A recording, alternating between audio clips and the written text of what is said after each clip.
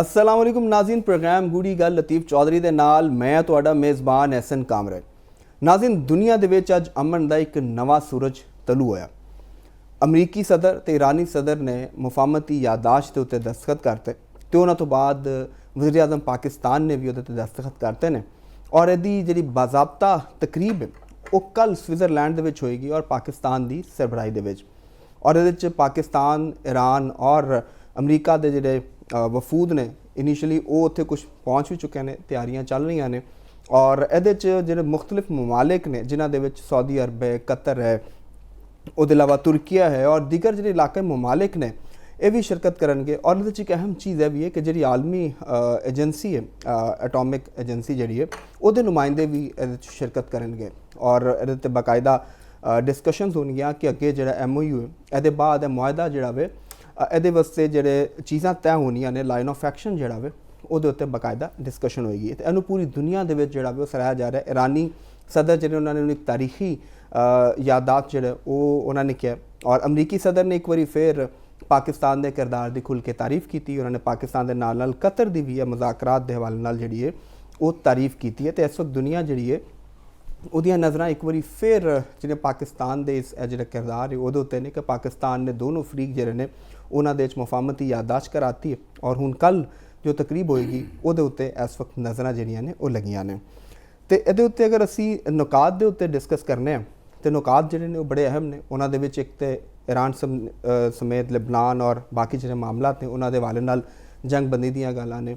फिर अमेरिका जोड़ा वे अपनियां फौजां जिहड़ियां वो हटा लेगा, आबने हुरमज़ मुकम्मल खोलन के हवाले नाल। फिर आबने हुरमज़ और ईरान और अमान जो वो मिल के जोड़ा वो फैसला करेंगे कि इलाकाई मामला जोड़े ने आबने हुरमज़ के उन्होंने उत्ते। फिर ईरान दे जिहड़े फ्रोजन एसेट्स ने उन्होंने हवाले नाल इहदे च मामला शामिल ने। फिर ईरान की बहाली वास्ते जिहड़े उत्थे नुकसानात होए ने उहदे ते जिहड़े $300 अरब की सरमायाकारी है उहदे हवाले नाल मामलात ने। ईरान के उत्ते जिहड़ियां पाबंदियां लगियां होई ने अमेरिका की तरफों और फिर होर जिहड़ी इंटरनेशनल पाबंदियां ने तजारत के हवाले नाल, तेल के हवाले नाल वो पाबंदियां जिहड़ियां ने वो भी उठाई जानियां। फिर आबना हुरमज़ मुकम्मल तौर पर क्लीयर करने वास्ते ईरान को भी 60 दिन जिहड़े ने होणगे कि उत्थे जिहड़ी बारूदी सुरंग और बाकी मामलात ने क्लीयर करें। तो बहुत सारिया चीज़ां जिहड़ियां ने इस वक्त वो टेबल के उत्ते मौजूद ने, इन्हां दे उत्ते डिस्कस करांगे अज के प्रोग्राम दे विच। ते इहदे नाल नाल अगर असी मुल्की मामलात उत्ते देखना तो पाकिस्तान की सियासत दे विच जिहड़ा पिछे GB के इलैक्शनस होए सन, हुण अगे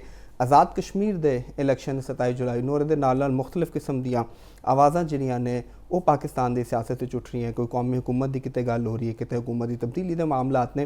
तो इस सारियां चीज़ों के उत्ते अज के प्रोग्राम च डिस्कस करांगे। तो इहदे नाल नाल एक अहम चीज़ है कि यह मुआहदा जिहड़ा अमरीका और ईरान का जो मुफाहमती यादाश्त मामला जिहड़े ने हो रहे हैं और आलमी मार्केट दे विच तेल दीयां कीमतां जिहड़ियां ने वो घट हो रही हैं। तो इहदे जिहड़े फवायद ने, समरात ने वो पाकिस्तान आवाम जिहड़ी है उन्हां तक पहुँचणगे और किन्ने पहुँचणगे, क्योंकि अभी सुनने चाह रहा है कि अज रात वज़ीर आज़म पाकिस्तान जिहड़े ने वो तेल की कीमतों के कोई वड्डी कमी करनगे। कोई 55 रुपए के करीब करीब मामलात जिहड़े ने वो सुनने दे आ रहे हैं। तो इहदे उत्ते भी डिस्कस करांगे। तो चलने हैं लतीफ़ चौधरी साहब वाल। जी चौधरी साहब अस्सलाम वालेकुम। वालेकुम सलाम। की हाल है जी? की हाल चाल? ठीक ठाक, तुसीं सुनाओ? ठीक ठाक हो? करम अल्लाह दा बेहतरीन। मुबारक होवे क्योंकि पाकिस्तान भी बड़ा मेन पाकिस्तान के अवाम भी इफेक्टिव सन इस लड़ाई। बिल्कुल जी बिल्कुल। और ये तो मुफाहमत हो गई, मुफाहमत एक साइन हो गया और मुबारक जनाब नूं भी और तमाम जो अमन पसंद लोग ने दुनिया दे विच सब नूं मुबारक है जी। क्योंकि जंग का मतलब हुंदा है तबाही ते अमन का मतलब हुंदा है खुशहाली ते म्यूजिक संगीत ये चीज़ां हुंदियां ने नॉर्मल जिंदगी, नॉर्मल लाइफ ते अमन की जिंदगी वर्गी कोई अमन का मुतबादल कोई चीज़ नहीं है। तो ये बहरहाल एक जिहड़ा मुफाहमत की जिहड़ी याददाश्त हैगी उहदे उत्ते जिहड़ा दस्तखत हो गए ने और बाज़ाब्ता ईरान की और अमरीका की जंग जिहड़ी है उहदा खात्मा हुण असीं कह सकते हैं कि हो चुके ते हुण अगे जिहड़ियां ने उहदियां मोडैलिटीज़ वो तय होणियां ने ते उहदा पाकिस्तान के अवाम वास्ते भी पहला ही देखो ना कैसा इस जंग दे खत्म होने दे नाल ताफ्तान बार्डर बलोचिस्तान दे विचों खुल गया और एक साल बाद होया जे वाकया। तो इत्थों एक समझ लो कि भी किस तरह साढ़े ते एक बेहतर इंपैक्ट दा पहला दिन ही पहला आगाज़ ही साढ़े वास्ते एक अच्छा आगाज़ होया। खास तौर पर वो लोग जिहड़े ईरान दे नाल ट्रेड कर रहे सन ਤੇ ਉਹਨਾਂ ਲੋਕਾਂ ਦੇ ਵਾਸਤੇ ਬੜੇ ਮਸਾਇਲ ਸਨ, ਰੋਜ਼ਗਾਰ ਦੇ ਮਸਾਇਲ ਸਨ, ਔਰ ਬਲੋਚਿਸਤਾਨ ਦੇ ਜਿਹੜੇ ਲੋਕਾਂ ਦੀ ਡਿਮਾਂਡ ਵੀ ਸੀ ਕਿ ਇਹਨੂੰ ਜਲਦੀ ਤੋਂ ਜਲਦੀ ਇਹਨੂੰ ਖੋਲ੍ਹਿਆ ਜਾਏ, ਕਿਉਂਕਿ ਟੈਰਰਿਜ਼ਮ ਦੇ ਵੀ ਇਸ਼ੂਜ਼ ਸਨ ਪਾਕਿਸਤਾਨ ਦੇ ਵਿੱਚ ਬਹੁਤ ਜ਼ਿਆਦਾ, ਔਰ ਸਟਿਲ ਅਜੇ ਵੀ ਉਹ ਹੈ ਰਹੇ, ਔਰ ਕੁਝ ਕੁਵਤਾਂ ਐਸੀਆਂ ਸਨ ਜਿਹੜੀਆਂ ਨਾਨ ਸਟੇਟ ਐਕਟਰਸ ਦੀਆਂ ਜਿਹੜੀਆਂ ਯੂਜ਼ ਕਰ ਰਹੀਆਂ ਸਨ ਟੈਰਰਿਸਟ ਗਰੁੱਪਾਂ ਨੂੰ ਤੇ ਅਗੇਂਸਟ ਪਾਕਿਸਤਾਨ ਦੀ ਜਿਹੜੀ ਇਕਨੋਮਿਕ ਸਟੇਬਿਲਿਟੀ ਨੂੰ ਮੁਤਾਸਰ ਕਰ ਰਹੀਆਂ ਸਨ, ਪੋਲੀਟੀਕਲ ਸਟੇਬਿਲਿਟੀ ਨੂੰ ਮੁਤਾਸਰ ਕਰ ਰਹੀਆਂ ਸਨ। ਤੇ ਹੁਣ ਬਹਰਹਾਲ ਪਹਿਲਾ ਇਹ ਸਾਨੂੰ ਮਿਲ ਗਿਆ ਕਿ ਈਰਾਨ ਦੇ ਰਸਤੇ ਸਾਡੀ ਜਿਹੜੀ ਟ੍ਰੇਡ ਉਹ ਆਗਾਜ਼ ਹੋ ਗਿਆ। ਦੂਸਰੀ ਗੱਲ ਹੈਗੀ ਹੈ ਕਿ ਇਹਦਾ ਜਿਹੜੇ ਤੁਹਾਨੂੰ ਯਾਦ ਹੋਏਗਾ ਸਾਡੇ ਜਿਹੜੇ ਪ੍ਰੋਗਰਾਮ ਨੂੰ ਦੇਖਣ ਵਾਲੇ ਸੁਣਨ ਵਾਲੇ ਨੇ ਉਹਨਾਂ ਨੂੰ ਵੀ ਇਹ ਪਤਾ ਹੋਏਗਾ ਕਿ ਇਸਲਾਮਾਬਾਦ ਮੁਜ਼ਾਕਰਾਤ ਤੋਂ ਆਗਾਜ਼ ਹੋਇਆ ਸੀ। ਇਹ ਜਿਹੜਾ ਜੰਗਬੰਦੀ ਦਾ ਪ੍ਰੋਸੈਸ ਸੀ ਇਹਦਾ ਆਗਾਜ਼ ਵੀ ਪਾਕਿਸਤਾਨ ਤੋਂ ਸ਼ੁਰੂ ਹੋਇਆ। ਹਾਂ ਬਿਲਕੁਲ, ਔਰ ਵਜ਼ੀਰ ਆਜ਼ਮ ਪਾਕਿਸਤਾਨ ਦੇ ਟਵੀਟ ਤੋਂ ਸ਼ੁਰੂ ਹੋਇਆ ਔਰ ਪਾਕਿਸਤਾਨ ਨੇ ਮੁਜ਼ਾਕਰਾਤ ਦਾ ਜ਼ੁਮਾ ਲਿਆ। ਪਾਕਿਸਤਾਨ ਦੇ ਵਿੱਚ ਅਮਰੀਕਨ ਵਾਈਸ ਪ੍ਰੈਜ਼ੀਡੈਂਟ JD ਵੈਂਸ ਤਸ਼ਰੀਫ ਲੈ ਕੇ ਆਏ ਪਾਕਿਸਤਾਨ ਦੇ ਅੰਦਰ, ਔਰ ਪ੍ਰੈਜ਼ੀਡੈਂਟ ਟਰੰਪ ਨੇ ਪਾਕਿਸਤਾਨ ਤੇ ਇਜ਼ਹਾਰ ਇਤਮਾਦ ਕੀਤਾ। ਇੱਕ ਵਾਰ ਨਹੀਂ ਕੀਤਾ, ਬਹੁਤ ਦਫਾ ਕੀਤਾ, ਬਲਕਿ ਕੱਲ ਵੀ ਕੀਤਾ ਔਰ ਅੱਜ ਵੀ ਕੀਤਾ। ਔਰ ਈਰਾਨ ਨੇ ਵੀ ਕੀਤਾ, ਔਰ ਈਰਾਨ ਦੀ ਕਿਆਦਤ ਨੇ ਪਾਕਿਸਤਾਨ ਦੇ ਨਾਲ ਪਾਕਿਸਤਾਨ ਤੇ ਆਪਣਾ ਪੂਰਾ ਇਤਮਾਦ ਕੀਤਾ। ਬਹੁਤ ਸਾਰੀਆਂ ਕੁਵਤਾਂ ਸਨ ਜਿਨ੍ਹਾਂ ਨੇ ਕੋਸ਼ਿਸ਼ ਕੀਤੀ ਕਿ ਇਹਨੂੰ ਡੀਰੇਲ ਕੀਤਾ ਜਾਵੇ ਜਾਂ ਪਾਕਿਸਤਾਨ ਦੇ ਕਿਰਦਾਰ ਨੂੰ ਮਿਨੀਮਾਈਜ਼ ਕੀਤਾ ਜਾਵੇ, ਲੇਕਿਨ ਉਹ ਦੇਖੋ ਨਾ ਜੀ, ਚੰਨ ਚੜ੍ਹਦਾ ਪੰਜਾਬੀ ਚ ਕਹਿੰਦੇ ਨੇ ਤਾਂ ਸਭ ਨੂੰ ਨਜ਼ਰ ਆਉਂਦਾ, ਉਹ ਤੇ ਰੁਕ ਨਹੀਂ ਸਕਦਾ, ਉਹ ਤੇ ਤਾਂ ਨਹੀਂ ਰੁਕਦਾ। ਇਹ ਸਾਨੂੰ ਤਮਾਮ ਪੋਲੀਟੀਕਲ ਜਿਹੜੇ ਲੋਕ ਨੇ, ਤਮਾਮ ਦਾਨਿਸ਼ਵਰ ਨੇ, ਉਹਨਾਂ ਨੂੰ ਆਪਣੀ ਜਿਹੜੀ ਪਰਸਨਲ ਲਾਈਕਿੰਗ ਔਰ ਡਿਸਲਾਈਕਿੰਗ ਹਰ ਇੱਕ ਦੀ ਆਪਣੀ ਆਪਣੀ, ਸਾਡੇ ਅੰਦਰ ਇਹ ਚੀਜ਼ ਦਾ ਹੌਸਲਾ ਹੋਣਾ ਚਾਹੀਦਾ ਕਿ ਇਹ ਪਾਕਿਸਤਾਨ ਵਾਸਤੇ ਇਜ਼ਾਜ਼ ਬਤੌਰ ਪਾਕਿਸਤਾਨ, ਬਤੌਰ ਸਟੇਟ ਆਫ ਪਾਕਿਸਤਾਨ, ਬਿਲਕੁਲ, ਔਰ ਉਹਦੇ ਅਸੀਂ ਪਾਕਿਸਤਾਨ ਦੀ ਸਟੇਟ ਦੇ ਅਸੀਂ ਸ਼ਹਿਰੀ ਹਾਂ ਤੇ ਉਸ ਸ਼ਹਿਰੀ ਹੋਣ ਦੇ ਵੀ ਨਾਤੇ ਜੇ ਅਗਰ ਪਾਕਿਸਤਾਨ ਕੋਈ ਵੀ ਗਵਰਨਮੈਂਟ ਹੋਵੇ, ਕੋਈ ਵੀ ਪਰਸਨੈਲਿਟੀ ਹੋਵੇ, ਐਨੀਵਨ, ਮਤਲਬ ਕਿ ਉਹ ਪਾਕਿਸਤਾਨ ਨੂੰ ਰਿਪਰੈਜ਼ੈਂਟ ਕਰ ਰਿਹਾ ਹੈ।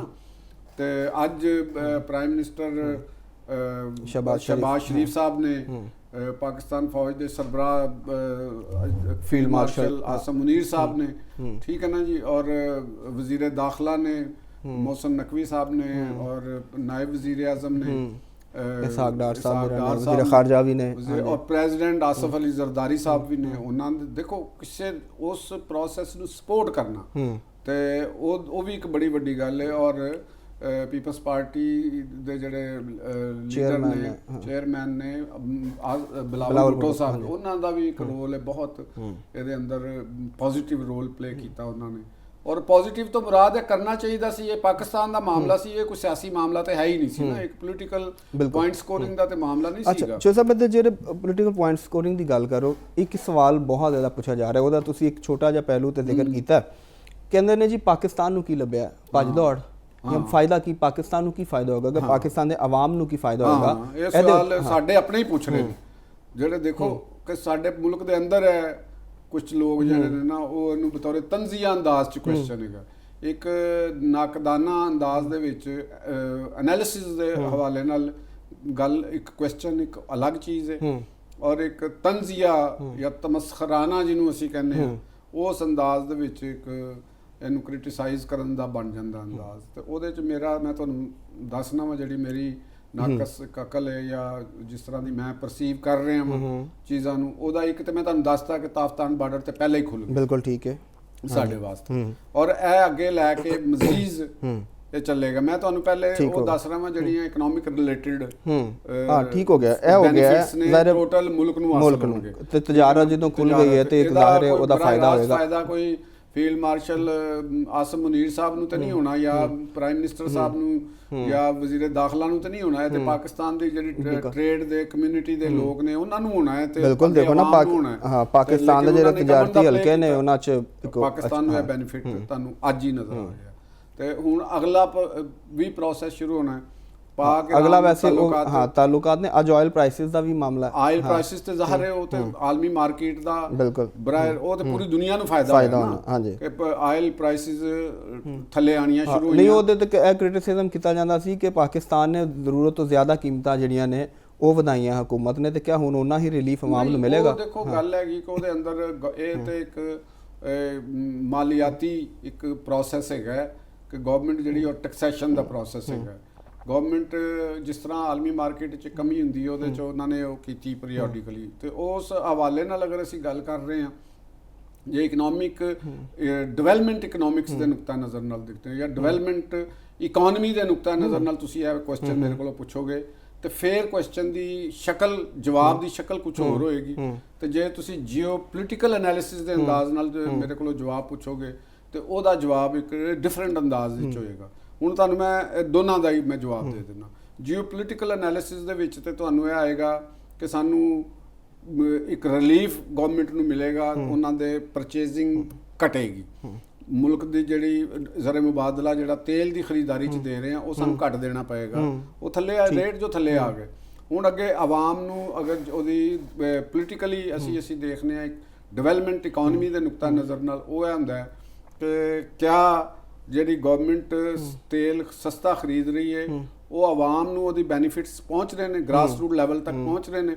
ਉਹਦੇ ਵਾਸਤੇ ਅਸੀਂ ਇਹ ਕਰਾਂਗੇ ਕਿ ਜਿਹੜੀ ਲੇਵੀ ਲਗਾਈ ਹੈ ਗਵਰਨਮੈਂਟ ਨੇ ਆਪਣੇ ਰੈਵਨਿਊ ਵਾਸਤੇ, ਰੈਵਨਿਊ ਸ਼ਾਰਟਫਾਲ ਵਾਸਤੇ ਜਾਂ ਕੁਇਕ ਰੈਵਨਿਊ ਕਲੈਕਸ਼ਨ ਵਾਸਤੇ ਜਾਂ 100% ਰੈਵਨਿਊ ਦੀ ਆਊਟਪੁੱਟ ਲੈਣ ਵਾਸਤੇ ਕਿ ਸਾਨੂੰ ਮਿਲ ਜਾਏਗਾ, ਉਹਦੇ ਵਾਸਤੇ ਲੇਵੀ ਲਗਾ ਰਹੇ ਨੇ।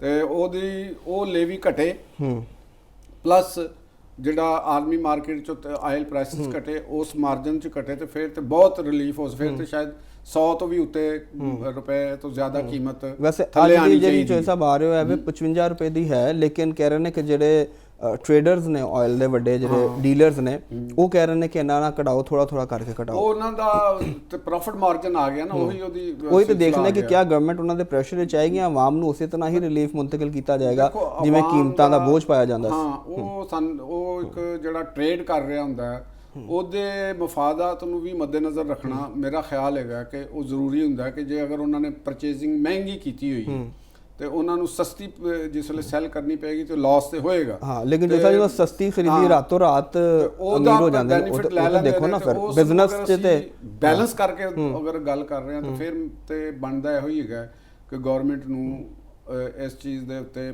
ਆਵਾਮ ਨੂੰ ਰਿਲੀਫ ਦੇਣਾ ਚਾਹੀਦਾ। ਬਿਲਕੁਲ, ਕਿਉਂਕਿ ਆਵਾਮ ਨੇ ਬਹੁਤ ਜ਼ਿਆਦਾ ਸਫਰ ਕੀਤਾ ਇਹਦੇ 'ਚ, ਸਫਰ ਵੀ ਜ਼ਿਆਦਾ ਕੀਤਾ। ਜਿਹੜਾ ਕਾਰੋਬਾਰੀ ਤਬਕਾ ਉਹਨਾਂ ਨੇ ਕਿਸੇ ਨਾ ਕਿਸੇ ਮੌਕੇ ਦੇ ਉੱਤੇ ਆਪਣਾ ਮਾਰਜਨ ਤੇ ਤੋਂ ਬਹੁਤ ਜ਼ਿਆਦਾ ਪੈਸੇ ਕਮਾਏ ਨੇ। ਉਹਦੇ ਇਲਾਵਾ ਦੇਖੋ ਨਾ, ਜਿਸ ਤਰ੍ਹਾਂ ਜਿੰਨਾ ਵੀ ਬੋਝ ਹੋਇਆ, ਅਗਰ ਕਾਸਟ ਆਫ ਪ੍ਰੋਡਕਸ਼ਨ ਇਨਕਰੀਜ਼ ਹੋਈ ਤੇ ਫੈਕਟਰੀਆਂ ਨੇ ਉਹ ਸਾਰਾ ਬੋਝ ਅੱਗੇ ਆਵਾਮ ਤੇ ਪਾਤਾ, ਕੀਮਤਾਂ ਵੱਧ ਗਈਆਂ ਤੇ ਸਫਰ ਤੇ ਆਵਾਮ ਹੀ ਨੇ ਕੀਤਾ। ਜਿਹੜਾ ਸਰਮਾਇਆਦਾਰ ਤਬਕਾ ਹੈ ਉਹਦੀ ਤੇ ਇਸੇ ਤੇ ਵਿਨ ਵਿਨ ਸਿਚੁਏਸ਼ਨ ਰਹੀ ਹੈ। ਦੇਖੋ ਪਾਕਿਸਤਾਨ ਦੇ ਵਿੱਚ ਗਵਰਨਮੈਂਟ ਲੈਵਲ ਦੇ ਉੱਤੇ ਅਗਰ ਅਸੀਂ ਇਕਨੋਮੀ ਦੇ ਕਿਉਂਕਿ ਮੌਜੂ ਸ਼ਿਫਟ ਹੋ ਗਿਆ ਇੱਧਰ ਆ ਗਿਆ ਤੇ ਉਹਦੇ 'ਚ ਮੈਂ ਤੁਹਾਨੂੰ ਗੱਲ ਕਰਨਾ ਚਾਹਾਂਗਾ ਜਿਹੜਾ ਸਾਡਾ ਮੈਨੂਫੈਕਚਰਰ ਹੈਗਾ, ਮੈਨੂਫੈਕਚਰਰ ਦੇ ਆਪਣੇ ਮਸਾਇਲ ਇੱਕ ਠੀਕ ਹੈ, ਉਹਨਾਂ ਦੇ ਮਸਾਇਲ ਹੋਣਗੇ ਵੀ, ਯਾਨੀ ਉਹਨਾਂ ਨੂੰ એનર્ਜੀ ਮਹਿੰਗੀ ਮਿਲ ਰਹੀ ਹੈ, ਯਾਨੀ ਕੋਇਲਾ ਮਹਿੰਗਾ ਮਿਲ ਰਿਹਾ ਹੈ, ਉਹਨਾਂ ਨੂੰ ਬਿਜਲੀ ਮਹਿੰਗੀ ਮਿਲ ਰਹੀ ਹੈ, ਉਹਨਾਂ ਨੂੰ ਆਇਲ ਮਹਿੰਗਾ ਮਿਲ ਰਿਹਾ, ਉਹਨਾਂ ਨੂੰ ਗੈਸ ਮਹਿੰਗੀ ਮਿਲ ਰਹੀ ਹੈ, ਯਾਨੀ ਉਹਨਾਂ ਦਾ ਜਿਹੜਾ ਪ੍ਰੋਡਕਸ਼ਨ ਕਾਸਟ ਆਫ ਪ੍ਰੋਡਕਸ਼ਨ ਬਹੁਤ ਵੱਧ ਰਹੀ ਹੈ। ਠੀਕ ਹੈ, ਤੇ ਲੇਕਿਨ ਉਹ ਇਹ ਕਰਦੇ ਕੀ ਨੇ ਕਿ ਜਿਹੜੀ ਐਕਸਾਈਜ਼ ਡਿਊਟੀ ਜਿਹੜੀ ਪ੍ਰੋਡਕਸ਼ਨ ਦੇ ਉੱਤੇ ਆਇਦ ਹੋ ਰਹੀ ਹੁੰਦੀ ਹੈ ਉਹਦੀ ਵੀ ਐਂਡ ਕੰਜ਼ਿਊਮਰ ਦੇ ਉੱਤੇ ਪਾਉਂਦੇ ਨੇ। ਬਿਲਕੁਲ ਠੀਕ ਹੈ, ਔਰ ਐਂਡ ਕੰਜ਼ਿਊਮਰ ਜਿਹੜਾ ਰਿਟੇਲਰ ਵੇਚ ਰਿਹਾ ਹੁੰਦਾ ਚੀਜ਼ ਨੂੰ, ਰਿਟੇਲਰ ਜਿਸਲੇ GST ਲੈਂਦਾ ਹੈ ਉਹ ਵੀ ਐਂਡ ਕੰਜ਼ਿਊਮਰ ਦੇ ਉੱਤੇ ਪਾਉਂਦਾ, ਉਹ ਰਿਟੇਲਰ ਆਪਣੇ ਤੇ ਨਹੀਂ ਲੈਂਦਾ, ਯਾਨੀ ਉਹਦੇ ਆਪਣੇ ਪ੍ਰੋਫਿਟ ਵਿੱਚੋਂ ਕੁਝ ਨਹੀਂ ਜਾ ਰਿਹਾ, ਉਹ ਸਾਰਾ ਦਾ ਸਾਰਾ ਬੋਝ ਐਂਡ ਕੰਜ਼ਿਊਮਰ ਦੇ ਉੱਤੇ ਪਾ। ਤੇ ਗਵਰਨਮੈਂਟ ਨੂੰ ਇਸ ਮੈਕੈਨਿਜ਼ਮ ਦੇ ਹਵਾਲੇ ਨਾਲ ਵੀ ਕੁਝ ਇਹਦੇ ਤੇ ਕਰਨਾ ਚਾਹੀਦਾ, ਮੈਨੂਫੈਕਚਰਰ ਨੂੰ ਵੀ ਕਰਨਾ ਚਾਹੀਦਾ। ਅਸੀਂ ਇੱਕ ਉਧਰ ਆ ਰਹੇ ਹਾਂ ਇੱਕ ਗੱਲ ਮੁਆਹਦੇ ਤੇ ਆ ਜਾਣਾ। ਜੇ ਸਭ ਨੂੰ ਮੁਆਹਦੇ ਤੇ ਇੱਕ ਸਵਾਲ ਹੈ, ਤੁਸੀਂ ਸਾਰੇ ਨਕਾਤ ਜਿਹੜੇ ਮੁਆਹਦੇ ਦੇ ਕੋਈ 14 ਨਕਾਤ ਆਏ ਨੇ ਉਹ ਤੁਸੀਂ ਦੇਖ ਵੀ ਲਏ ਨੇ, ਔਰ ਸਵਾਲ ਤੁਹਾਡੇ ਵਾਸਤੇ ਛੱਡ ਕੇ ਜਾ ਰਹੇ ਹੋ ਨਾਜ਼ਰੀਨ ਵਾਸਤੇ ਵੀ ਕਿ ਵੀ ਇਹ ਮੁਆਹਦੇ 'ਚ ਇਸ ਵਕਤ ਦੀ ਸਿਚੁਏਸ਼ਨ ਦੇ ਵਿੱਚ, ਕਿਉਂਕਿ ਈਰਾਨ ਅਮਰੀਕਾ ਦੋ ਫਰੀਕ ਨੇ, ਤੇ ਕਿਹਦੀ ਵਿਕਟਰੀ ਹੈ, ਕਿੰਨੇ ਇਸ ਮੁਆਹਦੇ ਤੋਂ ਜ਼ਿਆਦਾ ਗੇਨ ਕੀਤਾ, ਇਹਦੇ ਉੱਤੇ ਗੱਲ ਕਰਾਂਗੇ। ਲੇਕਿਨ ਨਾਜ਼ਰੀਨ ਇੱਕ ਬ੍ਰੇਕ ਤੋਂ ਬਾਅਦ ਸਾਡੇ ਨਾਲ ਜੁੜੇ ਰਹੋ।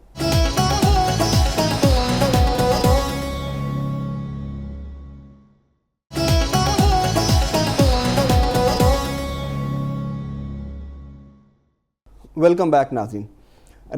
ਈਰਾਨ ਤੇ ਅਮਰੀਕਾ ਦੇ ਦਰਮਿਆਨ ਜਿਹੜੀ ਮੁਫਾਹਮਤੀ ਯਾਦਦਾਸ਼ਤ ਹੈ ਉਹਦੇ ਤੇ ਦਸਤਖਤ ਹੋ ਗਏ ਨੇ, ਔਰ ਉਹਦੇ ਜਿਹੜੇ ਨੁਕਾਤ ਨੇ ਉਹ ਵੀ ਬੜੇ ਅਹਿਮ ਨੇ। ਸ਼ੋਰ ਸਾਹਿਬ ਕੋਲ ਪੁੱਛਦੇ ਹਾਂ ਕਿ ਇਹ ਜਿਹੜਾ ਮੁਆਹਦਾ ਹੋਇਆ, ਜਿਹੜਾ ਮੁਫਾਹਮਤੀ ਯਾਦਦਾਸ਼ਤ ਹੈ, ਇਹਦੇ ਬੇਸਿਕਲੀ ਕਿੰਨੇ ਵਿਨ ਕੀਤਾ ਔਰ ਕਿੰਨੇ ਜ਼ਿਆਦਾ ਗੇਨ ਕੀਤਾ? ਕਿਉਂਕਿ ਮੁਆਹਦਿਆਂ ਦੇ ਵਿੱਚ, ਮੁਜ਼ਾਕਰਾਤ ਦੇ ਵਿੱਚ ਤੇ ਟੇਬਲ ਦੇ ਉੱਤੇ ਜਿੱਤੀ ਹੋਈ ਜੰਗ ਵੀ ਹਾਰੀ ਜਾਂਦੀ ਹੈ ਔਰ ਹਾਰੀ ਹੋਈ ਜੰਗ ਜਿਹੜੀ ਹੈ ਉਹ ਵੀ ਜਿੱਤ ਲਈ ਜਾਂਦੀ ਹੈ। ਚੌਧਰੀ ਸਾਹਿਬ ਜੀ, MOU ਦੇ ਨੁਕਾਤ ਤੇ ਤੁਹਾਡੇ ਸਾਹਮਣੇ ਨੇ। ਇਹ ਬੜਾ ਵੱਡਾ ਕੁਐਸਚਨ ਹੈਗਾ ਕਿ ਕੌਣ ਜਿੱਤਿਆ ਤੇ ਕੌਣ ਹਾਰਿਆ। ਤੇ ਮੇਰਾ ਖਿਆਲ ਹੈਗਾ ਕਿ ਅਸੀਂ ਇਹਦੇ 'ਚ ਅਗਰ ਅਸੀਂ ਐਨਾਲਿਸਿਸ ਕਰਾਂਗੇ ਕੁਝ ਚੀਜ਼ਾਂ ਦੇ ਔਰ ਜੰਗ ਦੇ ਵਿੱਚ ਅਸੀਂ ਉਹਨੂੰ ਦੇਖਾਂਗੇ। ਮੈਂ ਤੁਹਾਨੂੰ ਪਤਾ ਹੈ ਕਿ ਮੈਂ ਬਹੁਤ ਅਰਸੇ ਤੋਂ ਗੱਲ ਕਰ ਰਿਹਾ ਕਿ ਅਗਰ ਈਰਾਨ ਦੀ ਕਿਆਦਤ ਆਪਣੀ ਰਜੀਮ ਬਚਾਉਣ 'ਚ ਕਾਮਯਾਬ ਹੁੰਦੀ ਤੇ ਇਹੋ ਹੀ ਉਹਨਾਂ ਦੀ ਸਭ ਤੋਂ ਵੱਡੀ ਵਿਨ ਹੋਏਗੀ। ਠੀਕ ਹੈ ਔਰ ਜਿੱਥੇ ਪੁਆਇੰਟ ਉਸ ਸਕੋਰ ਟੇਬਲ ਨਾ ਬਣਾ ਲਈਏ। ਹਾਂ, ਠੀਕ ਹੈ, ਮਤਲਬ ਰਜੀਮ ਅਮਰੀਕਨ ਪ੍ਰੈਜ਼ੀਡੈਂਟ ਦਾ ਦਾਅਵਾ ਸੀ ਉਹ ਰਜੀਮ ਖਤਮ ਕਰਨਗੇ ਔਰ ਈਰਾਨ ਦਾ ਸੀ ਕਿ ਅਸੀਂ ਰਜੀਮ ਬਚਣੀ ਹੈ। ਤੇ ਇਹਦਾ ਮਤਲਬ ਰਜੀਮ ਬਚ ਗਈ ਤੇ ਈਰਾਨ ਦਾ ਇੱਕ ਪੁਆਇੰਟ ਹੋ ਗਿਆ। ਈਰਾਨ ਦਾ ਇੱਕ ਪੁਆਇੰਟ ਹੋ ਗਿਆ। ਈਰਾਨ ਨੇ ਇਹ ਚੀਜ਼ ਨੂੰ ਵਿਨ ਕੀਤਾ। ਠੀਕ ਹੋ ਗਿਆ ਜੀ। ਠੀਕ ਹੈ, ਇਹ ਉਹਦਾ ਉਹ ਜਿੱਤੇ, ਉਹਨਾਂ ਨੇ ਉਹਨੂੰ ਬਚਾ ਲਿਆ। ਸਭ ਤੋਂ ਵੱਡੀ ਗੱਲ ਹੈ ਗੋ ਉਹਨਾਂ ਦਾ ਨੁਕਸਾਨ ਹੋਇਆ, ਉਹਨਾਂ ਦੀ ਕਿਆਦਤ ਵਿੱਚ ਉਹਨਾਂ ਦੇ ਸ਼ਹੀਦ ਹੋਈ ਇਸ ਜੰਗ ਦੇ ਵਿੱਚ, ਲੇਕਿਨ ਉਹਨਾਂ ਨੇ ਆਪਣਾ ਜਿਹੜਾ ਗਵਰਨਮੈਂਟਲ ਸੈਟਅਪ ਸੀ ਉਹ ਬਚਾਉਣ 'ਚ ਕਾਮਯਾਬ ਹੋ ਗਏ। ਠੀਕ ਹੋ ਗਿਆ। ਯਾਦ ਰੱਖਣਾ ਕਿ ਈਰਾਨ ਦੇ ਅੰਦਰ ਵੀ ਐਸੀਆਂ ਫੋਰਸਿਸ ਮੌਜੂਦ ਹੈਗੀਆਂ ਨੇ ਜਿਹੜੀਆਂ ਇਸ ਰਜੀਮ ਨੂੰ ਤਬਦੀਲ ਕਰਨਾ ਚਾਹੁੰਦੀਆਂ ਸਨ। ਈਰਾਨੀ ਮੁਖਤਲਿਫ ਕੁਵਤਾਂ ਨੇ ਅਮਰੀਕਾ ਤੋਂ ਇਲਾਵਾ ਖੁਦ ਵੀ ਸਨ। ਔਰ ਉਹ ਤੇ ਪ੍ਰੈਜ਼ੀਡੈਂਟ ਟਰੰਪ ਨੇ ਲੋਕਾਂ ਨੂੰ ਕਿਹਾ ਸੀ ਰਜੀਮ ਦੇ ਖਿਲਾਫ ਨਿਕਲੋ, ਲੇਕਿਨ ਉਹ ਨਹੀਂ ਹੋ ਸਕੇ। ਇਹਨੂੰ ਅਸੀਂ ਪੁਆਇੰਟ ਕਰ ਲਈਏ ਜਾਂ ਇਹਨੂੰ ਜਾਣ ਲਈਏ? ਇਹ ਵੀ ਪੁਆਇੰਟ ਲਿਖ ਲਈਏ। ਹਾਂ, ਇਹ ਤੁਸੀਂ ਲਿਖ ਲਓ ਕਿ ਲੋਕ ਨਹੀਂ ਨਿਕਲੇ। ਚਲੋ ਜੀ, ਇੱਕ ਹੋਰ ਈਰਾਨ ਦੇ ਪੁਆਇੰਟ ਬਣ ਗਿਆ। ਠੀਕ, ਚਲਾ ਗਿਆ। ਦੂਸਰੀ ਗੱਲ ਹੈਗੀ ਹੈ ਕਿ ਈਰਾਨ ਦਾ ਜਿਹੜਾ ਮਿਜ਼ਾਈਲ ਪ੍ਰੋਗਰਾਮ ਹੈਗਾ, ਮਿਜ਼ਾਈਲ ਪ੍ਰੋਗਰਾਮ ਹੈਗਾ, ਉਹ ਵੀ ਈਰਾਨ ਦੇ ਹੱਕ 'ਚ ਗਿਆ। ਕਿਉਂਕਿ ਪ੍ਰੈਜ਼ੀਡੈਂਟ ਟਰੰਪ ਨੇ ਅੱਜ ਵੀ ਕਿਹਾ ਕਿ ਜਿਸ ਅਗਰ ਦੂਸਰੇ ਮੁਲਕ ਮਿਜ਼ਾਈਲ ਰੱਖ ਸਕਦੇ ਨੇ ਤੇ ਹੱਕ ਈਰਾਨ ਨੂੰ ਵੀ ਮਿਲਣਾ ਚਾਹੀਦਾ। ਠੀਕ ਹੈ, ਯਾਨੀ ਡਿਫੈਂਸ ਹਵਾਲੇ ਨਾਲ ਇੱਕ ਪੁਆਇੰਟ ਅਸੀਂ ਇਹਦਾ ਮਤਲਬ ਕਿ ਈਰਾਨ ਨੇ ਆਪਣਾ ਮਿਜ਼ਾਈਲ ਜਿਹੜੀ ਟੈਕਨੋਲੋਜੀ ਹੈ ਉਹਨੂੰ ਰਿਟੇਨ ਔਰ ਉਹਨੂੰ ਕਰਨ ਦਾ, ਯਾਨੀ ਹਾਲੇ ਇਹ 3 ਲਾਭ ਹੋਇਆ, 3 ਉਹਨਾਂ ਨੂੰ ਉਹ ਮਿਲ ਗਏ। ਹੁਣ ਅੱਗੇ ਆ ਜਾਓ। ਹੁਣ ਇਹ 3 ਤੇ ਈਰਾਨ ਦੀਆਂ ਹੋ ਗਈਆਂ। ਤੀਸਰੀ ਆਪਨੇ ਹੁਰਮਜ਼ ਦਾ ਕਹਿ ਲਓ ਕਿ ਈਰਾਨ ਨੇ ਦੌਰਾਨੇ ਜੰਗ, ਇਹ ਦੌਰਾਨੇ ਜੰਗ ਦਾ ਮੁਤਾਲਬਾ ਸੀ, ਇਸ ਵਾਸਤੇ ਮੈਨੂੰ ਐਂਡ ਦੇ ਉੱਤੇ ਰੱਖਿਆ।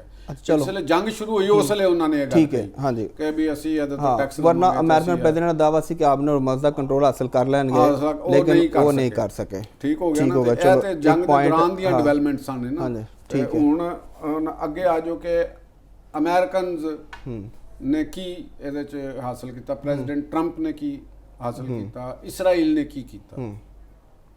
ਉਹਦੇ 'ਚ ਪ੍ਰੈਜ਼ੀਡੈਂਟ ਟਰੰਪ ਜਿਹੜੇ ਨੇ, ਮੇਰਾ ਖਿਆਲ ਹੈ ਕਿ ਜਿਹੜੀਆਂ ਉਹਨਾਂ ਨੂੰ ਕੈਲਕੂਲੇਸ਼ਨਸ ਫਰਾਹਮ ਕੀਤੀਆਂ ਗਈਆਂ ਸਨ, ਉਹਨਾਂ ਦੇ CIA ਨੇ ਕੀਤੀਆਂ ਹੋਣੀਆਂ ਨੇ ਜਾਂ ਇਸਰਾਈਲੀ ਮੋਸਾਦ ਦੇ ਲੋਕਾਂ ਨੇ ਕੀਤੀਆਂ ਹੋਣਗੀਆਂ ਈਰਾਨ ਦੇ ਡਿਫੈਂਸ ਦੇ ਹਵਾਲੇ ਨਾਲ, ਈਰਾਨੀ ਕਿਆਦਤ ਨੂੰ ਰਾਹ ਤੋਂ ਹਟਾ ਕੇ ਤੇ ਉਹਦੇ ਬਾਅਦ ਦੀ ਜਿਹੜੀ ਸਿਚੁਏਸ਼ਨ ਉਹਨਾਂ ਨੇ ਜਿਹੜੀਆਂ ਲਗਾਈਆਂ ਸਨ, ਉਹ ਮੇਰਾ ਖਿਆਲ ਹੈ ਕਿ ਉਹ ਅੰਦਾਜ਼ੇ ਉਹਨਾਂ ਦੇ ਸ਼ਾਇਦ ਪੂਰੇ ਨਹੀਂ ਹੋ ਸਕੇ। ਠੀਕ ਹੈ, ਉਹ ਜਿਹੜਾ ਅਸੀਂ ਪਹਿਲੇ ਕੀਤੀ ਕਿ ਵੀ ਲੋਕ ਨਹੀਂ ਨਿਕਲੇ ਜਾਂ ਕਿਆਦਤ ਦੇ ਜਿਹੜੀ ਈਰਾਨੀ ਰਜੀਮ ਦੇ ਅੰਦਰ ਕੋਈ ਰਿਫਟ ਉਹ ਜ਼ਿਆਦਾ ਨਹੀਂ ਉਹ ਕਰ ਸਕੇ, ਮਿਸਕੈਲਕੂਲੇਸ਼ਨਸ ਉਹਨਾਂ ਦੀਆਂ ਹੋਈਆਂ। ਠੀਕ ਹੋ ਗਿਆ ਜੀ। ਹੁਣ ਕਿਉਂਕਿ ਅਮਰੀਕਾ ਤੇ ਬਾਅਦ ਵਿੱਚੋਂ ਜੰਗ ਦੇ ਵਿੱਚ ਆਇਆ ਨਾ, ਪਹਿਲੇ ਤੇ ਈਰਾਨ ਦੇ ਮਸਲਾ ਇਸਰਾਈਲ ਨੇ ਅਟੈਕ ਕੀਤਾ ਸੀ, ਤੇ ਉਹ ਕੈਲਕੂਲੇਸ਼ਨਸ ਮੇਰਾ ਖਿਆਲ ਹੈ ਕਿ ਉਹ ਨਹੀਂ ਹੋਇਆ। ਈਰਾਨ ਦਾ ਅੰਦਰੂਨੀ ਸਟਰਕਚਰ ਜਿਹੜਾ ਸੀ ਰਜੀਮ ਦਾ, ਉਹ ਖਾਸਾ ਅੰਦਾਜ਼ਿਆਂ ਤੋਂ ਜ਼ਿਆਦਾ ਸਟਰੋਂਗ ਸਾਬਤ ਹੋਇਆ।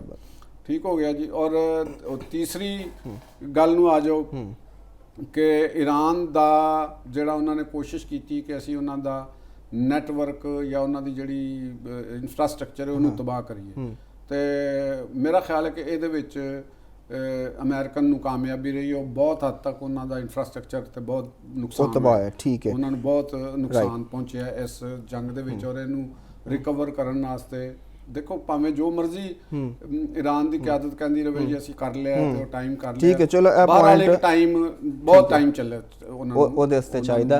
ਤੇ ਇਹਦੇ ਨਾਲ ਅਗਰ ਅਸੀਂ ਦੂਸਰੇ ਦੇਖ ਲਏ ਜਿਹੜੇ ਅਮਰੀਕੀ ਅੱਡਿਆਂ ਨੂੰ ਈਰਾਨ ਨੇ ਨੁਕਸਾਨ ਪਹੁੰਚਾਇਆ, ਇਹ ਵੀ ਉਹ ਜਿਹੜਾ ਦੇਖੋ ਉਹਨੂੰ ਅਸੀਂ ਇੰਝ ਕਵਾਂਗੇ ਜਵਾਬੀ ਕਾਰਵਾਈਆਂ। ਉਹ ਜਵਾਬੀ ਕਾਰਵਾਈਆਂ ਦੇ ਵਿੱਚ ਈਰਾਨ ਜਿਹੜਾ ਹੈ ਉਹ ਅਮਰੀਕਾ ਨੂੰ ਔਰ ਇਸਰਾਈਲ ਨੂੰ ਡੈਮੇਜ ਨਹੀਂ ਕਰ ਸਕਿਆ ਜਿੰਨਾ ਕਿ ਉਹਦਾ ਆਪਣਾ ਨੁਕਸਾਨ ਹੋਇਆ ਹੈ।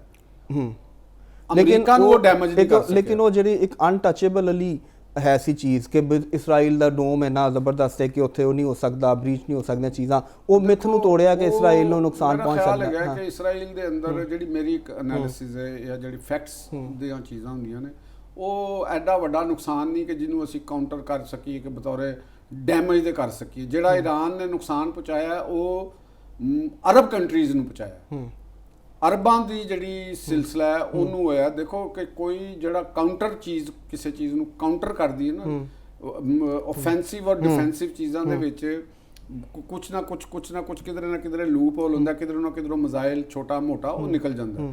ਲੇਕਿਨ ਜਿਹੜੇ ਉਹਨਾਂ ਦੇ ਡਿਫੈਂਸ ਸਿਸਟਮ ਨੇ ਕਤਰ ਦੇ ਵਿੱਚ ਜਿਹੜਾ ਸੀ, ਅਵੇਜ਼ ਸੀ, ਕੁਵੈਤ ਸੀ, ਉਹਨਾਂ ਨੂੰ ਕਿਸੇ ਹੱਦ ਤੱਕ ਉਹਨਾਂ ਨੂੰ ਜਿੰਨਾ ਕੁ ਉਹਨਾਂ ਦੇ ਉੱਤੇ ਮਿਜ਼ਾਈਲ ਫਾਇਰ ਹੋਏ ਨੇ ਉਸ ਹਿਸਾਬ ਨਾਲ ਉਹ ਮਿਜ਼ਾਈਲ ਜਿਹੜੀ ਠੀਕ ਹੈ, ਮਤਲਬ ਉਹਨਾਂ ਨੁਕਸਾਨ ਨਹੀਂ ਹੋਇਆ ਲੇਕਿਨ ਫਿਰ ਵੀ ਡੈਮੇਜ ਹੋਇਆ। ਹਾਂ ਮਤਲਬ ਹੋਇਆ, ਲੇਕਿਨ ਉਹ ਤੁਸੀਂ ਇਹ ਕਹਿ ਰਹੇ ਹੋ ਕਿ ਮਿਜ਼ਾਈਲ ਟੈਕਨੋਲੋਜੀ ਜਿਹੜੀ ਉਹ ਜਿਸ ਤਰ੍ਹਾਂ ਟਰੰਪ ਨੇ ਵੀ ਕਿਹਾ ਕਿ ਈਰਾਨ ਨੂੰ ਉਹ ਇੱਕ ਦਿਫਾ ਉਹਦਾ ਠੀਕ ਹੋ। ਤੇ ਇਹਦੇ ਚ ਵੀ ਮੇਰਾ ਖਿਆਲ ਹੈ ਕਿ ਉਹ ਅਮਰੀਕਨਜ਼ ਔਰ ਜਾਂ ਉਹਨਾਂ ਨੂੰ ਇਸਦਾ ਜਾਂ ਉਹਨਾਂ ਨੇ ਆਪਣੇ ਹਥਿਆਰ ਟੈਸਟ ਕੀਤੇ, ਉਹਨਾਂ ਨੇ ਬਹੁਤ ਜਿਹੜੇ ਆਪਣੇ 에ਅਰ ਸਟ੍ਰਾਈਕ ਜਿਹੜੀਆਂ ਕੀਤੀਆਂ ਉਹ ਜਹਾਜ਼ ਫਸਟ ਟਾਈਮ ਯੂਜ਼ ਕੀਤੇ, ਉਹਨਾਂ ਨੇ ਉਹਨਾਂ ਦੀ ਕੈਪੈਸਿਟੀ ਨੂੰ ਟੈਕ ਕੀਤਾ, ਜਿਹੜੇ ਉਹਨਾਂ ਨੇ ਮਿਜ਼ਾਈਲ ਬੰਬ ਮਾਰੇ ਉਹਨਾਂ ਦੀ ਕੈਪੈਸਿਟੀ ਨੂੰ ਕੀਤਾ। ਈਰਾਨੀ ਕਿਆਦਤ ਨੂੰ ਉਹਨਾਂ ਨੇ ਨਿਸ਼ਾਨਾ ਬਣਾਇਆ, ਬਹੁਤ ਵੱਡਾ ਲਾਸ ਈਰਾਨ ਨੂੰ, ਠੇਕੇਦਾਰ ਈਰਾਨ ਦਾ ਜੰਗ ਦੇ ਵਿੱਚ ਉਹ ਲਾਸ ਤੇ ਹੋਇਆ। ਚੀਜ਼ਾਂ ਨੂੰ ਪਿਆ ਈਰਾਨ ਦੇ ਆਪਣੇ ਜਿਹੜਾ ਉਹਨਾਂ ਨੇ ਦਿਫਾ ਦਾ ਸਿਸਟਮ ਬਣਾਇਆ ਸੀ ਆਪਣੀ ਕਿਆਦਤ ਨੂੰ ਬਚਾਉਣ ਵਾਸਤੇ, ਜਿਹੜਾ ਬਣਾਇਆ ਸੀ, ਉਹਨਾਂ ਨੂੰ ਵੀ ਪਤਾ ਚੱਲਿਆ ਕਿ ਵੀ ਨਹੀਂ ਹੈ ਬਹੁਤ ਜ਼ਿਆਦਾ ਇਹ ਵੀ ਹਿੱਟ ਇੱਥੇ ਵੀ ਜਾ ਕੇ ਹਿੱਟ ਹੋ ਸਕਦੀ ਚੀਜ਼ਾਂ, ਠੀਕ ਹੈ ਨਾ। ਤੇ ਇਹਨਾਂ ਨੂੰ ਸਾਰਿਆਂ ਨੂੰ ਅਸੀਂ ਇਸ ਚੀਜ਼ ਨੂੰ ਮੱਦੇਨਜ਼ਰ ਰੱਖਦੇ ਰਹੀਏ ਤੇ ਅਗਰ ਅਸੀਂ ਨੁਕਸਾਨ ਦਾ ਤਖਮੀਨਾ ਲਾਈਏ ਤਾਂ ਈਰਾਨ ਨੂੰ ਨੁਕਸਾਨ ਬਹੁਤ ਜ਼ਿਆਦਾ ਹੋਇਆ। ਠੀਕ ਹੈ ਜੋ ਸਭ ਇਹ ਤੇ ਹੋ ਗਿਆ ਜਿਹੜੇ ਜੰਗ ਦੇ ਹਵਾਲੇ ਦੇ ਨਾਲ ਨੁਕਸਾਨਾਂ। ਅਗਰ ਅਸੀਂ ਇਹਦੇ ਤੇ ਸਕੋਰ ਕਾਰਡ ਦੇਖਦੇ ਹਾਂ ਤੇ 4 ਪੁਆਇੰਟ ਜਿਹੜੇ ਨੇ ਉਹ ਈਰਾਨ ਦੇ ਤੇ 2 ਪੁਆਇੰਟ ਅਮਰੀਕਾ ਦੇ ਬਣ ਰਹੇ ਨੇ। ਤਾਸਰ ਮਤਲਬ ਜੋ ਤੁਸੀਂ ਰਿਜ਼ਲਟ ਤੁਸੀਂ ਕੱਢਦੇ ਹੋ ਉਸ ਦੇ ਵਿੱਚ ਤੁਸੀਂ ਇਹ ਕਹਿ ਸਕਦੇ ਹੋ ਕਿ ਜਿਹੜੇ ਮਕਾਸਦ ਟਰੰਪ ਸਾਹਿਬ ਤੇ ਕਹਿੰਦੇ ਨੇ ਨਾ ਜੀ ਮੈਂ 99% ਉਹ ਤਾਂ ਉਹਨਾਂ ਦਾ ਦਾਵਾ ਹੈ, ਲੇਕਿਨ ਲੇਕਿਨ ਜਿਹੜੀ ਅਸੀਂ ਐਨਾਲਿਸਿਸ ਕੀਤਾ ਉਹਦੇ ਵਿੱਚ ਉਹਨਾਂ ਦਾ ਦਾਵਾ ਸਾਨੂੰ ਕੋਈ ਠੀਕ ਹੈ ਅੱਛਾ ਬਿਹਤਰ ਜਾਂ ਸਹੀ ਨਹੀਂ ਲੱਗਦਾ। ਹਾਂ ਉਸ ਤਰ੍ਹਾਂ ਨਹੀਂ ਲੱਗਦਾ। ਠੀਕ ਹੈ, ਇੱਕ ਤੇ ਇਹ ਪੋਜੀਸ਼ਨ ਆ ਗਈ। ਹੁਣ ਅਗਰ ਅਸੀਂ MOU ਦੇ ਪੁਆਇੰਟਸ ਦੇ ਉੱਤੇ ਆ ਜਾਂਦੇ ਹਾਂ, ਉਹਦੇ 'ਚ ਤੁਹਾਨੂੰ ਕਿਹਦੀ ਜ਼ਿਆਦਾ ਲੱਗ ਰਿਹਾ ਕਿ ਕੌਣ ਆਪਣੀਆਂ ਗੱਲਾਂ ਜ਼ਿਆਦਾ ਮਨਵਾਉਣ 'ਚ ਕਾਮਯਾਬ ਹੋਇਆ? ਯਾਨੀ ਈਰਾਨ ਦੇ ਉੱਤੇ ਪਾਬੰਦੀਆਂ ਹਟਣ ਦਾ ਮਾਮਲਾ ਹੈ, ਈਰਾਨ ਦੀ ਰਿਹੈਬਿਲਿਟੇਸ਼ਨ ਲਈ ਫੰਡ ਹੈ, ਠੀਕ ਹੈ, ਉਹਦੇ ਬਾਅਦ ਆਬਨੇ ਹੁਰਮਜ਼ ਮੁਕੰਮਲ ਤੌਰ ਤੇ ਖੁੱਲ੍ਹ ਜਾਣਾ, ਅਮਰੀਕਾ ਦੀ ਫੌਜਾਂ ਵਾਪਸ ਹਟਾਉਣਾ, ਇਹ ਸਾਰੇ ਜਿੰਨੇ ਵੀ ਮਾਮਲਾਤ ਨੇ ਉਹ ਈਰਾਨ ਦੇ ਵਾਸਤੇ ਈਰਾਨ ਦੇ ਫੇਵਰ 'ਚ ਜ਼ਿਆਦਾ ਜਾ ਰਹੇ ਨੇ ਜਾਂ ਅਮਰੀਕਾ ਦੇ ਫੇਵਰ 'ਚ? ਕਿਉਂਕਿ ਅਮਰੀਕਾ ਦੇ ਅੰਦਰੋਂ ਵੀ ਇਸ ਜਿਹੜਾ MOU ਦੇ ਉੱਤੇ ਅਮਰੀਕਨ ਪ੍ਰੈਜ਼ੀਡੈਂਟ ਦਾ ਬੜਾ ਤਮਸਖਰ ਉਡਾਇਆ ਜਾ ਰਿਹਾ। ਵੀ ਦੇਖੋ ਗੱਲ ਇਹਦੇ 'ਚ ਤਜਜ਼ੀਆ ਜਿਹੜਾ ਹੈ ਨਾ ਉਹ ਹੈਗਾ ਕਿ ਤੁਸੀਂ ਦੇਖੋ ਕਿ ਆਬਨੇ ਹੁਰਮਜ਼ ਜੰਗ ਤੋਂ ਪਹਿਲੇ ਓਪਨ ਸੀ, ਉਹਦੇ ਤੋਂ ਕੋਈ ਈਰਾਨ ਟੈਕਸ ਨਹੀਂ ਸੀ ਲੈ ਸਕਿਆ, ਉਹ ਵਾਪਸ ਆਪਣੀ ਅਸਲ ਹਾਲਤ ਆ ਗਿਆ ਕਿ ਈਰਾਨ ਨੂੰ ਉਹਦੇ 'ਚੋਂ ਤਾਂ ਕੁਝ ਨਹੀਂ ਨਾ ਮਿਲਿਆ, ਬਲਕਿ ਉਹ ਜਿਹੜੀਆਂ ਉਹਨਾਂ ਦੇ ਉੱਤੇ ਡਿਊਟੀ ਲੱਗ ਗਈ ਕਿ ਜਦ ਤੱਕ ਉਹ ਤੁਸੀਂ ਉਹਨਾਂ ਨੂੰ ਨਿਗਰਾਨੀ ਕਰੋਗੇ, ਆਪਣੀਆਂ ਬਾਰੂਦੀ ਸਰੂੰਗਾਂ ਨੂੰ ਪਛਾਈਆਂ ਨੂੰ ਉਹਨਾਂ ਦੀ ਨਿਸ਼ਾਨਦੇਹੀ ਵੀ ਕਰੋਗੇ। ਉਹ ਬਿਲਕੁਲ 60 ਰੋਜ਼ ਦੇ ਵਿੱਚ ਉਹ ਵੀ ਕਰਨਾ ਉਹ ਆਣਗੇ ਤੇ ਨੈਟੋ ਔਰ ਯੂਰਪੀ ਯੂਨੀਅਨ ਦੇ ਮੁਲਕ ਜਿਹੜੇ ਨੇ ਉਹ ਉੱਥੇ ਸਫਾਈ ਵਾਸਤੇ ਵੀ ਆਣਗੇ, ਨਾਲ ਕਰਨਗੇ। ਫਿਰ ਐਟੋਮਿਕ ਏਜੰਸੀ ਦੇ ਜਿਹੜੇ ਨੁਮਾਇੰਦੇ ਨੇ ਉਹ ਵੀ ਕੱਲ ਉੱਥੇ ਸ਼ਾਮਲ ਹੋਣਗੇ, ਉਹ ਵੀ ਦੇਖਣਗੇ। ਹੁਣ ਦੇਖੋ ਜਿਹੜੇ ਉਸ ਮੁਫਾਹਮਤ ਦੇ ਪੁਆਇੰਟ ਨੇ ਉਹਨਾਂ 'ਚ 60 ਡੇਜ਼ ਨੇ, ਮੋਸਟਲੀ 60 ਡੇਜ਼ ਵਾਸਤੇ ਇਹ ਸਾਰਾ ਮੁਫਾਹਮਤ ਹੈਗੀ, ਠੀਕ ਹੈ। ਹੁਣ 60 ਡੇਜ਼ ਦੇ ਵਿੱਚ ਫਿਰ ਦੋਨਾਂ ਨੇ ਬੈਠਣਾ, ਫਿਰ ਬੜਾ ਵੱਡਾ ਇੱਥੇ ਇਮਤਿਹਾਨ ਹੈ। ਬਿਲਕੁਲ ਤਕਨੀਕੀ ਲੈਵਲ ਦੇ ਹੁੰਦੇ ਨੇ। ਹਾਂਜੀ, ਜਦੋਂ FIR ਕੱਟਦੀ ਹੈ, ਇੱਕ ਤਫਤੀਸ਼ ਹੁੰਦੀ ਹੈ ਨਾ, ਜਦੋਂ ਇਨਵੈਸਟੀਗੇਸ਼ਨਾਂ ਹੁੰਦੀਆਂ ਨੇ ਤੇ ਉਹਦੇ ਨਾਲ ਫਿਰ ਜਿਹੜੇ ਮੁਹਰਰ ਹੁੰਦੇ ਨੇ, ਥਾਣੇਦਾਰ ਹੁੰਦੇ ਨੇ, ਐਸੇ ਉਹ ਜ਼ਿਮਨੀਆਂ ਲਿਖਦੇ ਨੇ। ਉਹ ਜ਼ਿਮਨੀਆਂ ਵੀ ਬੜੀਆਂ ਡੇਂਜਰਸ ਹੁੰਦੀਆਂ ਨੇ, ਠੀਕ ਹੈ ਨਾ। ਤੇ ਹੁਣ ਸਮਝੋ ਕਿ ਉਹਦੀਆਂ ਜੁਜ਼ੀਆਤ ਤੈਅ ਹੋਣੀਆਂ ਨੇ, ਇਹ ਜ਼ਿਮਨੀਆਂ ਲਿਖੀਆਂ ਜਾਣੀਆਂ ਨੇ ਹਰ ਪੁਆਇੰਟ ਦੇ ਉੱਤੇ। ਹੁਣ ਇਸ ਪੁਆਇੰਟ ਦੇ ਉੱਤੇ ਇੱਕ ਬੜੀ ਵੱਡੀ ਸਫਾਰਤਕਾਰੀ ਔਰ ਹਿਕਮਤਕਾਰੀ ਦੀ ਜ਼ਰੂਰਤ ਹੈ। ਇਸ ਪੁਆਇੰਟ ਦੇ ਉੱਤੇ ਵੀ ਈਰਾਨ ਦੇ ਸਫਾਰਤਕਾਰ ਅਗਰ ਬਿਹਤਰੀਨ ਹਿਕਮਤ ਦਾ ਮੁਜ਼ਾਹਰਾ ਕਰਦੇ ਨੇ ਤੇ ਉਹ ਟੇਬਲ ਨੂੰ ਆਪਣੇ ਹੱਕ 'ਚ ਟਰਨ ਕਰ ਸਕਦੇ। ਬਹੁਤ ਵੱਡਾ ਉਹਨਾਂ ਦੀ ਹੈ ਜਿੱਤ ਸਾਬਤ ਹੋਈ। ਫਿਰ ਅਸਲ ਅਸੀਂ ਕਹਾਂਗੇ ਕਿ ਅਲਟੀਮੇਟ ਵਿਨਰ ਜਿਹੜਾ ਉਹ ਤਮਾਮ ਤਰ ਨੁਕਸਾਨ ਕਰਾਉਣ ਦੇ ਬਾਵਜੂਦ ਈਰਾਨ ਹੋ ਗਏ। ਉਹਦੇ 'ਚ ਕੀ ਹੈਗਾ, ਅਗਰ ਉਹ ਰਜੀਮ ਬਚਾ ਲਈ, ਅਗਰ ਉਹ ਆਪਣੀ ਯੂਰੇਨੀਅਮ ਨੂੰ ਮਿਨੀਮਮ ਲੈਵਲ ਦੇ ਉੱਤੇ ਲਿਆਉਣ ਦੇ ਉੱਤੇ ਵੀ ਕਾਇਲ ਕਰ ਲੈਂਦੇ ਨੇ, ਠੀਕ ਹੈ, ਟਰੰਪ ਨੂੰ ਜਾਂ ਉਹਦੇ ਟੇਬਲ ਦੇ ਉੱਤੇ। ਬਿਲਕੁਲ, ਮੈਂ ਯੂਰੇਨੀਅਮ ਦੇ ਉੱਤੇ ਸਵਾਲ ਕਰਨ ਵਾਲਾ ਸੀ, ਤੁਸੀਂ ਆਪ ਹੀ ਗੱਲ ਕਰਤੀ ਕਿ ਬੜਾ ਅਹਿਮ। ਅਗਰ ਉਹਦੇ 'ਚੋਂ ਕਾਮਯਾਬ ਹੋ ਜਾਂਦੇ ਨੇ, ਇਟ ਮੀਨਸ ਕਿ ਜਿਹੜਾ ਦਾਵਾ ਟਰੰਪ ਸਾਹਿਬ ਲੈ ਕੇ ਆਏ ਸਨ ਕਿ ਮੈਂ ਯੂਰੇਨੀਅਮ ਉੱਥੇ ਖਤਮ ਕਰ ਦੇਣੀ ਤੇ ਅਸੀਂ ਲੈ ਜਾਣੀ, ਹਾਂ ਇਹ ਮੁਆਹਦਾ ਕਰਾ ਲੈਣਾ ਕਿ ਅਸੀਂ ਐਟਮੀ ਹਥਿਆਰ ਨਾ ਬਣਾਵਾਂਗੇ ਨਾ ਖਰੀਦਾਂਗੇ, ਇਹ ਕੋਈ ਮਾਨੀ ਨਹੀਂ, ਇਹਦੇ ਤੇ ਸਾਈਨ ਕਰ ਦੇਣਗੇ ਕਿਉਂਕਿ ਇਰਾਨੀ ਤੇ ਪਹਿਲੇ ਹੀ ਕਹਿੰਦੇ ਨੇ ਕਿ ਅਸੀਂ ਨਹੀਂ ਬਣਾਉਣਾ। ਹਾਂ ਬਿਲਕੁਲ, ਔਰ ਓਬਾਮਾ ਦੌਰ ਦਾ ਮੁਆਹਦਾ ਵੀ ਮੌਜੂਦ ਹੈ, ਕਹਿੰਦੇ ਨੇ ਅਸੀਂ ਨਹੀਂ ਬਣਾਉਣਾ। ਅਸਲ ਸਵਾਲ ਤੇ ਯੂਰੇਨੀਅਮ ਦਾ ਹੈ ਨਾ ਕਿ ਯੂਰੇਨੀਅਮ ਦੀ ਉਹਨਾਂ ਦੇ ਕੋਲ ਕੁਝ ਕੁਆਂਟੀਟੀ ਰਹਿਣ ਦੇਣੀ ਹੈ ਕਿ ਨਹੀਂ ਰਹਿਣ ਦੇਣੀ। ਅਗਰ ਉਹ ਰਹਿਣ ਦੇਣੇ ਤੇ ਈਰਾਨ ਤੇ ਫਿਰ ਅਲਟੀਮੇਟ ਵਿਨਰ ਹੋ ਗਿਆ। ਮਤਲਬ ਦੇਖੋ ਨਾ ਜੋ ਸਾਹਿਬ ਉਹਦੇ ਤੇ ਫਿਰ ਅਗਰ ਇਹ ਹੋ ਜਾਂਦਾ ਹੈ ਤਾਂ ਫਿਰ ਈਰਾਨ ਦੇ ਰਸਤੇ ਤੇ ਕਾਮਯਾਬੀ ਕਿ ਪਾਬੰਦੀਆਂ ਵੀ ਹਟਵਾ ਲਈਆਂ ਇੰਟਰਨੈਸ਼ਨਲ ਸਾਰੀਆਂ, ਟ੍ਰੇਡ ਵੀ ਖੁੱਲ ਗਈ, ਯੂਰੇਨੀਅਮ ਵੀ ਉੱਥੇ ਹੀ ਹੈ, ਰਜੀਮ ਵੀ ਬਚ ਗਈ ਹੈ, ਆਪਣਾ ਹੁਰਮਜ਼ ਵੀ ਉਸੇ ਤਰ੍ਹਾਂ ਨਾਰਮਲ ਹੋ ਗਿਆ। ਫਿਰ ਟਰੰਪ ਸਾਹਿਬ ਜਿਹੜੇ ਨੇ ਨਾ ਉਹਨਾਂ ਦਾ ਮੁਸਤਕਬਲ ਪੋਲੀਟੀਕਲ ਉਹ ਐਂਡ ਹੈਗਾ। ਠੀਕ ਦੇਖੋ ਅਮਰੀਕਾ ਤੇ ਰਹੇਗਾ, ਆ ਜ਼ਾਹਿਰ ਹੈ ਅਮਰੀਕਾ ਦੀ ਪਾਵਰ ਤੇ ਨਹੀਂ ਖਤਮ ਹੋਏਗੀ, ਅਮਰੀਕਾ ਤੇ ਪਾਵਰਫੁਲ ਉਂਝ ਹੀ ਰਹੇਗਾ ਤੇ ਲੇਕਿਨ ਪ੍ਰੈਜ਼ੀਡੈਂਟ ਟਰੰਪ ਜਿਹੜੇ ਨੇ ਇਹ ਫਿਰ ਉਹਨਾਂ ਦਾ ਆਖਰੀ ਟੈਨਿਓਰ ਹੋਏਗਾ ਔਰ ਅਮਰੀਕਨ ਹਿਸਟਰੀ ਦੇ ਵਿੱਚ ਉਹਨਾਂ ਨੂੰ ਇੱਕ ਨਾਕਾਮ ਪ੍ਰੈਜ਼ੀਡੈਂਟ ਦੇ ਤੌਰ ਦੇ ਉੱਤੇ ਯਾਦ ਰੱਖਿਆ ਜਾਏਗਾ। ਉਹ ਟਰੂਮੈਨ ਨਹੀਂ ਬਣ ਸਕਣਗੇ ਅਮਰੀਕਾ, ਜਾਂ ਰੂਜ਼ਵੈਲਟ ਨਹੀਂ ਬਣ ਸਕਣਗੇ। ਠੀਕ, ਉਹ ਤਾਂ ਜਿਹੜੀ ਉਹ ਫਤਹ ਦਾ ਕਰਨਗੇ ਉਹ ਨਹੀਂ ਉਹਨਾਂ ਦੇ ਹਿੱਸੇ ਦੇ ਵਿੱਚ ਉਹ ਆਏਗੀ। ਤੇ ਇਹੋ ਹੀ ਹਾਲ ਫਿਰ ਬੈਂਜਾਮਿਨ ਨੇਤਨਯਾਹੂ ਦਾ ਹੋਏਗਾ। ਉਹ ਇਸਰਾਈਲ ਦੇ ਜਿਹੜੇ ਸਾਬਕ ਉਹਨਾਂ ਦੇ ਸਦੂਰ ਨੇ, ਪ੍ਰਾਈਮ ਮਿਨਿਸਟਰ ਨੇ, ਗੋਲਡਾ ਮੇਅਰ ਨੇ, ਬੜੇ ਨਾਮਵਰ ਹੋ ਰਹੇ ਨੇ, ਔਰ ਜਾਂ ਐਰੀਅਲ ਸ਼ੈਰੋਨ ਨੇ, ਉਹਨਾਂ ਦੇ ਤੇ ਉਹ ਵੀ ਫਿਰ ਇੱਕ ਨਾਕਾਮ ਵਜ਼ੀਰ ਆਜ਼ਮ ਦੇ ਤੌਰ ਤੇ ਉੱਤੇ ਯਾਦ ਰੱਖੇ ਜਾਣਗੇ। ਔਰ ਖਾਮੇਨਾਈ, ਸ਼ਹੀਦ ਖਾਮੇਨਾਈ ਔਰ ਉਹਨਾਂ ਦੇ ਜਿਹੜੇ ਰਫਕਾਰ ਨੇ ਉਹ ਈਰਾਨ ਦੀ ਤਾਰੀਖ ਦੇ ਵਿੱਚ ਇੱਕ ਅਮਰ ਹਸਤੀ ਦੇ ਤੌਰ ਤੇ ਉਹ ਜ਼ਿੰਦਾ ਰਹਿਣਗੇ। ਤੇ ਸ਼ਾਇਦ ਇਹ ਰਜੀਮ ਦੀ ਉਮਰ ਜਿੰਨੀ ਕੁ ਅਸੀਂ ਸਮਝ ਰਹੇ ਸੀ ਥੋੜੀ ਹੈ, ਉਹ ਜ਼ਿਆਦਾ ਉਹਦੇ ਤੋਂ ਜ਼ਿਆਦਾ ਹੋ ਜਾਏਗੀ। ਉਹ ਮੈਂ ਦੇਖੋ ਮੈਂ ਜ਼ਾਤੀ ਤੌਰ ਦੇ ਉੱਤੇ ਥਿਓਕ੍ਰੈਟਿਕ ਰਜੀਮ ਦੇ ਹੱਕ 'ਚ ਨਹੀਂ ਹੈਗਾ ਕਿਉਂਕਿ ਉਹਦੇ 'ਚ ਸ਼ਖਸੀ ਆਜ਼ਾਦੀਆਂ, ਫਿਤਰੀ ਆਜ਼ਾਦੀਆਂ ਨਹੀਂ ਹੁੰਦੀਆਂ, ਲੇਕਿਨ ਡਾਇਨਾਮਿਕਸ ਜਿਹੜੀਆਂ ਡਿਵੈਲਪਮੈਂਟਸ ਨੇ ਉਹਨਾਂ ਦੇ ਕੋਲੋਂ ਤੇ ਅਸੀਂ ਇਨਕਾਰ ਨਹੀਂ ਕਰ ਸਕਦੇ ਉਹਨਾਂ ਦੇ ਉੱਤੇ। ਲਿਹਾਜ਼ਾ ਈਰਾਨ ਦੇ ਅੰਦਰ ਨੂੰ ਦੇਖਾਂਗੇ ਕਿ ਜਿਹੜੇ ਉੱਥੋਂ ਦੇ ਲਿਬਰਲ ਅਨਾਸਰ ਨੇ, ਜਿਹੜੇ ਉੱਥੋਂ ਦੇ ਮੋਡਰੇਟ ਲੋਕ ਨੇ, ਉੱਥੋਂ ਦੇ ਜਿਹੜੇ ਸ਼ਾਇਰ ਅਦੀਬ, ਉਹਨਾਂ ਵਾਸਤੇ ਸ਼ਾਇਦ ਮਜ਼ੀਦ ਉਹਨਾਂ ਨੂੰ ਸਟਰਗਲ ਕਰਨੀ ਪਵੇ, ਮਜ਼ੀਦ ਉਹਨਾਂ ਦੀਆਂ ਵਾਸਤੇ ਠੀਕ ਹੈ ਆਉਣ ਵਾਲਾ ਟਾਈਮ ਮਜ਼ੀਦ ਸਖਤ ਹੋਵੇ। ਰਾਈਟ, ਚਲੋ ਫਿਲਹਾਲ ਤਾਂ ਚੁਸਤਾ ਸਾਡੀ ਖਾਹਿਸ਼, ਸਾਡੀ ਦੁਆ ਹੀ ਹੈ ਕਿ ਜਿਹੜੀ ਮੁਫਾਹਮਤੀ ਯਾਦਦਾਸ਼ਤ ਹੋਈ ਹੈ ਔਰ ਜਿਹੜੀ ਮੁਸਤਕਿਲ ਜੰਗਬੰਦੀ ਔਰ ਮਾਮਲਾਤ ਜਿਹੜੇ ਨੇ ਦੁਨੀਆ ਦੇ ਖਿੱਤੇ ਦੇ ਮਾਮਲਾਤ ਜਿਹੜੇ ਨੇ ਉਹ ਬਿਹਤਰੀਨ ਅੰਦਾਜ਼ ਜਗ੍ਹਾ ਚੱਲਣ। ਨਾਜ਼ਰੀਨ, ਪ੍ਰੋਗਰਾਮ 'ਚ ਵਕਤ ਹੈ ਇੱਕ ਬ੍ਰੇਕ ਦਾ। ਬ੍ਰੇਕ ਤੋਂ ਬਾਅਦ ਜਦੋਂ ਵਾਪਸ ਆਵਾਂਗੇ ਤੇ ਮੁਲਕੀ ਸਿਆਸਤ ਉੱਤੇ ਗੱਲ ਕਰਾਂਗੇ। ਸਾਡੇ ਨਾਲ ਜੁੜੇ ਰਹੋ।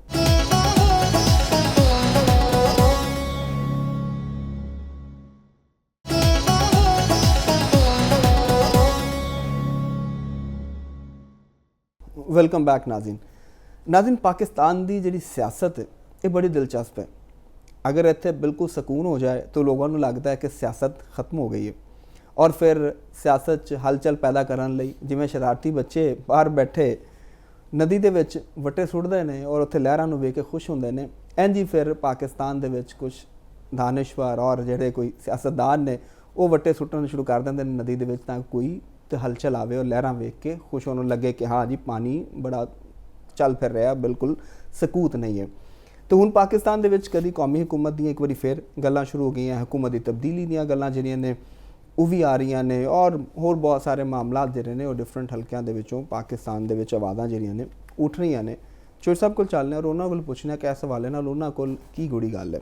ਚੌਧਰੀ ਸਾਹਿਬ ਜੀ ਤੁਸੀਂ ਕੋਈ ਵੱਟੇ ਛੱਟੇ ਤਿਆਰ ਕੀਤੇ ਨੇ ਸੁੱਟਣ ਲਈ? ਲਹਿਰਾਂ ਵੇਖ ਕੇ ਖੁਸ਼ ਹੁੰਦੇ? ਨਹੀਂ ਵੱਟੇ ਤਿਆਰ ਕਰਦੇ, ਨਾ ਹੀ ਵੱਟੇ ਮਾਰਨੇ ਤੇ ਨਾ ਵੱਟੇ ਮਾਰਨ ਵਾਲਿਆਂ ਦੇ ਨਾਲ ਸਰਸੀ ਆਪਣੇ ਆਪ ਨੂੰ ਅਲਾਈਨ ਕਰਨਾ ਚਾਹੁੰਦੇ। ਦੇਖੋ ਗੱਲ ਇਹ ਹੁੰਦੀ ਕਿ ਸਾਡੇ ਵਰਗੇ ਮੁਲਕਾਂ ਦੇ ਵਿੱਚ ਇਕੱਲੇ ਸਿਰਫ ਪਾਕਿਸਤਾਨ ਨਹੀਂ, ਤੁਸੀਂ ਦੁਨੀਆ ਦੇ ਜਿੰਨੇ ਵੀ ਇੱਕ ਡਿਵੈਲਪਿੰਗ ਕੰਟਰੀਜ਼ ਨੇ ਜਾਂ ਬੈਕਵਰਡ ਸਟੇਟਸ ਨੇ, ਉੱਥੇ ਜਿਹੜੀ ਪੋਲੀਟੀਕਲ ਤਕਸੀਮ ਹੁੰਦੀ ਹੈ ਨਾ ਉਹ ਆਮ ਡਿਵੈਲਪ ਕੰਟਰੀਜ਼ ਜਾਂ ਡਿਵੈਲਪ ਡੈਮੋਕ੍ਰੇਸੀਜ਼ ਦੀ ਤਰ੍ਹਾਂ ਨਹੀਂ ਹੁੰਦੀ। ਠੀਕ ਹੈ ਨਾ, ਉਹ ਇੰਤਸ਼ਾਰ ਦੇ ਉੱਤੇ ਮੁਬਨੀ ਚੀਜ਼ਾਂ ਨੂੰ, ਸਾਜ਼ਿਸ਼ ਨੂੰ, ਜੋੜ ਤੋੜ ਨੂੰ ਸਿਆਸਤ ਸਮਝਦੇ ਨੇ। ਠੀਕ ਹੈ ਨਾ, ਗਵਰਨਮੈਂਟ ਦੇ ਅਮੂਰ ਦੇ ਉੱਤੇ ਗੱਲ ਕਰਨ ਨੂੰ ਜਾਂ ਰਿਆਸਤ ਦੀ ਤਰਜੀਹਾਤ ਦੇ ਉੱਤੇ ਡਿਸਕਸ ਕਰਨ ਨੂੰ ਜਾਂ ਗਵਰਨਮੈਂਟ ਦੀ ਜਿਹੜੀ ਅੱਛੀ ਔਰ ਬੁਰੀ ਦੇ ਉੱਤੇ ਤਨਕੀਦ ਕਰਨ ਨੂੰ, ਇਹਨੂੰ ਸ਼ਾਇਦ ਉਹ ਪੋਲਿਟਿਕਸ ਨਹੀਂ ਸਮਝਦੇ। ਔਰ ਇਹੋ ਹੀ ਅਲਮੀਆ ਸਾਡੇ ਅੰਦਰ ਇੱਕ ਜਰਨਲਿਜ਼ਮ ਦਾ ਔਰ ਐਨਾਲਿਸਿਸ ਦਾ ਵੀਕ ਹੈ। ਅਸੀਂ ਐਨਾਲਿਸਿਸ ਕਰਦੇ ਹੋਏ ਆ ਵੀ ਕੁਝ ਸਾਡੀ ਇਹ ਹੁੰਦੀ ਹੈ ਕਿ ਅਸੀਂ ਨੈਗੇਟਿਵਿਟੀ ਨੂੰ ਬੜਾ ਚੜਾ ਕੇ ਪੇਸ਼ ਕਰਨਾ ਹੁੰਦਾ ਹੈ ਕਿ ਅਗਰ ਕੋਈ ਨੈਗੇਟਿਵ ਗੱਲ ਹੈ ਤੇ ਅਗਰ ਉਹ 10% ਹੈਗੀ ਹੈ ਤੇ ਉਹਨੂੰ ਅਸੀਂ 90% ਤੱਕ ਲੈ ਕੇ ਜਾਣਾ ਹੁੰਦਾ ਹੈ, ਤੇ ਅਗਰ ਪੋਜ਼ਿਟਿਵ ਹੈਗੀ ਹੈ ਤੇ ਉਹਨੂੰ ਅਸੀਂ ਸਿੰਗਲ ਕਾਲਮ ਖਬਰ ਦੇ ਉੱਤੇ ਜਾਂ ਛੋਟੀ ਜਿਹੀ ਉੱਤੇ ਕਰ ਦਿੰਦੇ ਹਾਂ। ਔਰ ਫਿਰ ਬਹੁਤ ਸਾਰੇ ਲੋਕ ਬੈਠੇ ਹੁੰਦੇ ਜਿਨ੍ਹਾਂ ਦੀ ਖਾਹਿਸ਼ਾਤ ਵੀ ਹੁੰਦੀਆਂ, ਫਿਰ ਉਹਨੂੰ ਐਮਪਲੀਫਾਈ ਵੀ ਕਰਨ ਚ ਆਪਣਾ ਰੋਲ ਪਲੇ ਕਰਦੇ ਨੇ। ਫਿਰ ਉਸ ਤੋਂ ਬਾਅਦ ਇੱਕ ਹੋਰ ਤੁਹਾਨੂੰ ਮੈਂ ਦੱਸਾਂ ਕਿ ਪਾਕਿਸਤਾਨ ਦੇ ਅੰਦਰ ਇੱਕ ਦਾएं ਬਾਜ਼ੂ ਦੇ ਅੰਦਰ ਇੱਕ ਸਿਆਸਤ ਦਾ ਔਰ ਦਾएं ਬਾਜ਼ੂ ਦੇ ਦਾਨਿਸ਼ਵਰੀ ਦਾ, ਜਿਹਨੂੰ ਅਸੀਂ ਮੈਂ ਦਾਨਿਸ਼ਵੜ ਕਹਿੰਦਾ ਹਾਂ। ਦੇਖੋ ਬਾਤ ਤੁਹਾਨੂੰ ਜਿਹੜੀ ਸਹਾਫਤ ਦੀ ਦੁਨੀਆ ਦੇ ਵਿੱਚ ਵੀ ਤੁਹਾਨੂੰ ਇਸ ਵਕਤ ਨਜ਼ਰ ਆਉਂਦੇ ਨੇ, ਮੋਸਟਲੀ ਤੁਹਾਨੂੰ ਉਹ ਨਜ਼ਰ ਆਉਂਦੇ ਨੇ ਜਿਹੜੇ ਦਾएं ਬਾਜ਼ੂ ਦੀਆਂ ਤੁਲਬਾ ਤਨਜ਼ੀਮਾਂ ਤੋਂ ਨਿਕਲੇ ਨੇ। ਉਹਨਾਂ ਦੇ ਰੁਕਨ ਹੁੰਦੇ ਸਨ, ਸਹੀ, ਉਹਨਾਂ ਦੇ ਐਕਟਿਵਿਸਟ ਹੁੰਦੇ ਸਨ ਤੇ ਮੁxtਲਿਫ ਕਿਸਮ ਦੀਆਂ ਦਾएं ਬਾਜ਼ੂ ਦੀਆਂ ਤਨਜ਼ੀਮਾਂ ਦੇ ਵਿੱਚੋਂ ਇਹ ਫਿਰ ਅੱਗੋਂ ਕੋਈ ਲੈਕਚਰਾਰ ਵੀ ਬਣ ਗਏ ਕਿਤੇ ਯੂਨੀਵਰਸਿਟੀਆਂ 'ਚ ਵੀ ਔਰ ਕਾਲਜਿਸ ਦੇ ਅੰਦਰ ਵੀ, ਔਰ ਫਿਰ ਕੁਝ ਐਂਕਰ ਬਣ ਗਏ, ਕੁਝ ਬਿਊਰੋਕ੍ਰੇਸੀ 'ਚ ਚਲੇ ਗਏ, ਸਹੀ, ਤੇ ਇੰਜ ਹੀ ਮੁxtਲਿਫ ਦਾ ਕੋਈ ਸਿਆਸਤ 'ਚ ਵੀ ਆ ਗਏ। ਉਹ ਯਾਨੀ ਤੁਸੀਂ ਇਸ ਵੇਲੇ ਅਗਰ ਪੋਲੀਟਿਕਸ ਨੂੰ ਸਹਾਫਤ ਨੂੰ ਦੇਖੋ ਤੇ ਤੁਹਾਨੂੰ ਹਰ ਤਰਫ ਇੱਕ ਦਾएं ਬਾਜ਼ੂ ਦਾ ਗਲਬਾ ਨਜ਼ਰ ਆਏਗਾ। ਯਾਨੀ ਇੱਕ ਜਿਹੜੀ ਇਹ ਉਹ ਸੋਚ ਹੈਗੀ ਸੀ ਜਿਹੜੀ ਲਿਬਰਲਿਜ਼ਮ ਨੂੰ ਖਿਲਾਫੇ ਇਸਲਾਮ ਸਮਝਦੀ ਸੀ, ਲਿਬਰਲ ਪੋਲੀਟਿਕਸ ਨੂੰ ਖਿਲਾਫੇ ਇਸਲਾਮ, ਔਰ ਸਟਿਲ ਮਾਈਂਡਸੈਟ ਉਹਨਾਂ ਦਾ ਇਹੋ ਹੀ ਹੈ, ਠੀਕ ਹੈ, ਔਰ ਉਹ ਸਿਆਸਤ ਵੀ ਇਸੇ ਤਰ੍ਹਾਂ ਹੀ ਕਰਦੇ ਸਨ। ਲੇਕਿਨ ਅੱਜ ਕਿਉਂਕਿ ਚੇਂਜਸ ਆ ਰਹੀਆਂ ਨੇ, ਨਈ ਸ਼ਕਲਾਂ ਬਦਲ ਰਹੀਆਂ ਨੇ, ਔਰ ਉਹ ਨਵੀਆਂ ਜਿਹੜੀਆਂ ਸ਼ਕਲਾਂ ਬਦਲ ਰਹੀਆਂ ਨੇ ਉਹ ਸ਼ਾਇਦ ਉਹਨਾਂ ਨੂੰ ਸਮਝ ਨਹੀਂ ਆ ਰਹੀ, ਜਾਂ ਉਹਨਾਂ ਦੇ ਕੋਲੋਂ ਜਾਂ ਉਹਨੂੰ ਵਾਪਸ ਉਸੇ ਟਰੈਕ ਤੇ ਲਿਆਉਣ ਦੀ ਨਹੀਂ। ਸ਼ਕਲ ਕੀ ਬਦਲ ਲਈ? ਤੁਸੀਂ ਲਿਬਰਲਿਜ਼ਮ ਦਾ ਵੀ ਨਾਲ ਜ਼ਿਕਰ ਕੀਤਾ, ਨਾਲ ਸ਼ਕਲ ਬਦਲ ਲਈ, ਤੇ ਕਿਆ ਚੀਜ਼ਾਂ ਉਧਰ ਨੂੰ ਜਾ ਰਹੀਆਂ ਨੇ? ਮੈਂ ਉਹ ਸਟੇਟ ਦੀ ਜਿਹੜੀ ਸਟੇਟ ਦੀ ਮੈਂ ਗੱਲ ਕਰ ਰਿਹਾ, ਸਟੇਟ ਦੀ ਜਿਹੜੀ ਤਰਜੀਹਾਤ ਮੈਨੂੰ ਨਜ਼ਰ ਆ ਰਹੀਆਂ ਨੇ।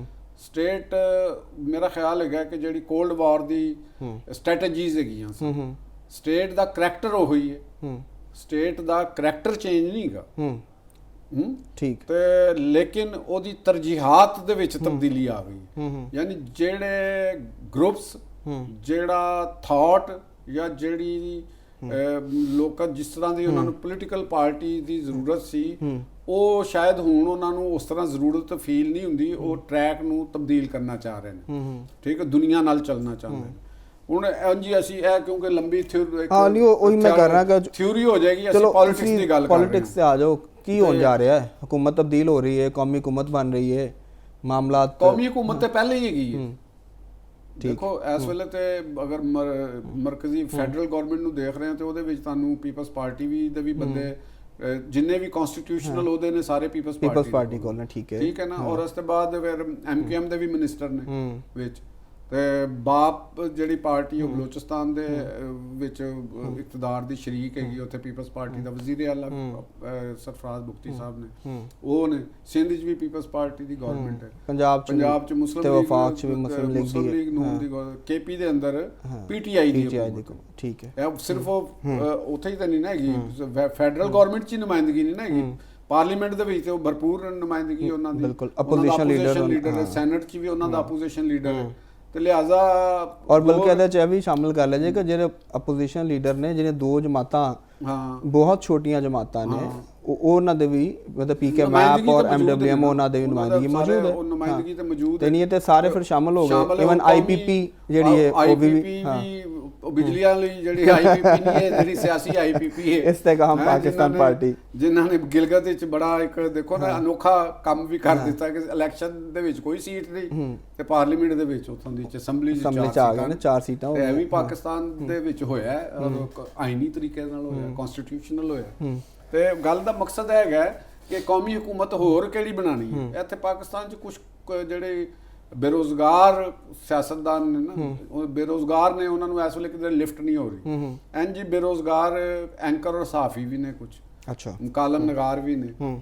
ਮਾਜ਼ੀ ਦੇ ਵਿੱਚ ਉਹ ਇਕਤਦਾਰ ਦੇ ਐਵਾਨਾਂ ਦੇ ਵਿੱਚ ਆਂਦੇ ਸਨ, ਜਾਂਦੇ ਸਨ। ਅੱਛਾ, ਉਥੋਂ ਰੋਜ਼ਗਾਰ ਮੁੱਕ ਗਿਆ, ਇਹ ਕਹਿ ਰਹੇ ਹੋ? ਰੋਜ਼ਗਾਰ ਦਾ ਤਾਂ ਨਹੀਂ ਮੈਂ ਕਹਿ ਸਕਦਾ, ਨਹੀਂ ਬੇਰੁਜ਼ਗਾਰ ਤੁਸੀਂ ਕਿਹਾ ਮਤਲਬ ਆਨੀਆਂ ਜਾਨੀਆਂ ਮੁੱਕ ਗਈਆਂ। ਖਬਰਾਂ ਦੀ ਤਰਸੀਲ ਦਾ ਜਿਹੜੇ ਦਾਅਵੇ ਹੁੰਦੇ ਸਨ ਉਹ ਉਹਨਾਂ ਦੇ ਉਹ ਘਟ ਗਏ ਨੇ ਜਾਂ ਹੈ ਨਹੀਂ। ਤੇ ਕੁਝ ਸਾਫੀ ਜਿਹੜੇ ਨੇ ਉਹ ਉਹਨਾਂ ਸਵਿਟਜ਼ਰਲੈਂਡ ਵੀ ਜਾ ਰਹੇ ਨੇ ਜਿਨ੍ਹਾਂ 'ਚ ਉਹਨਾਂ ਦੇ ਨਾਂ ਵੀ ਨਹੀਂ ਹੈਗੇ।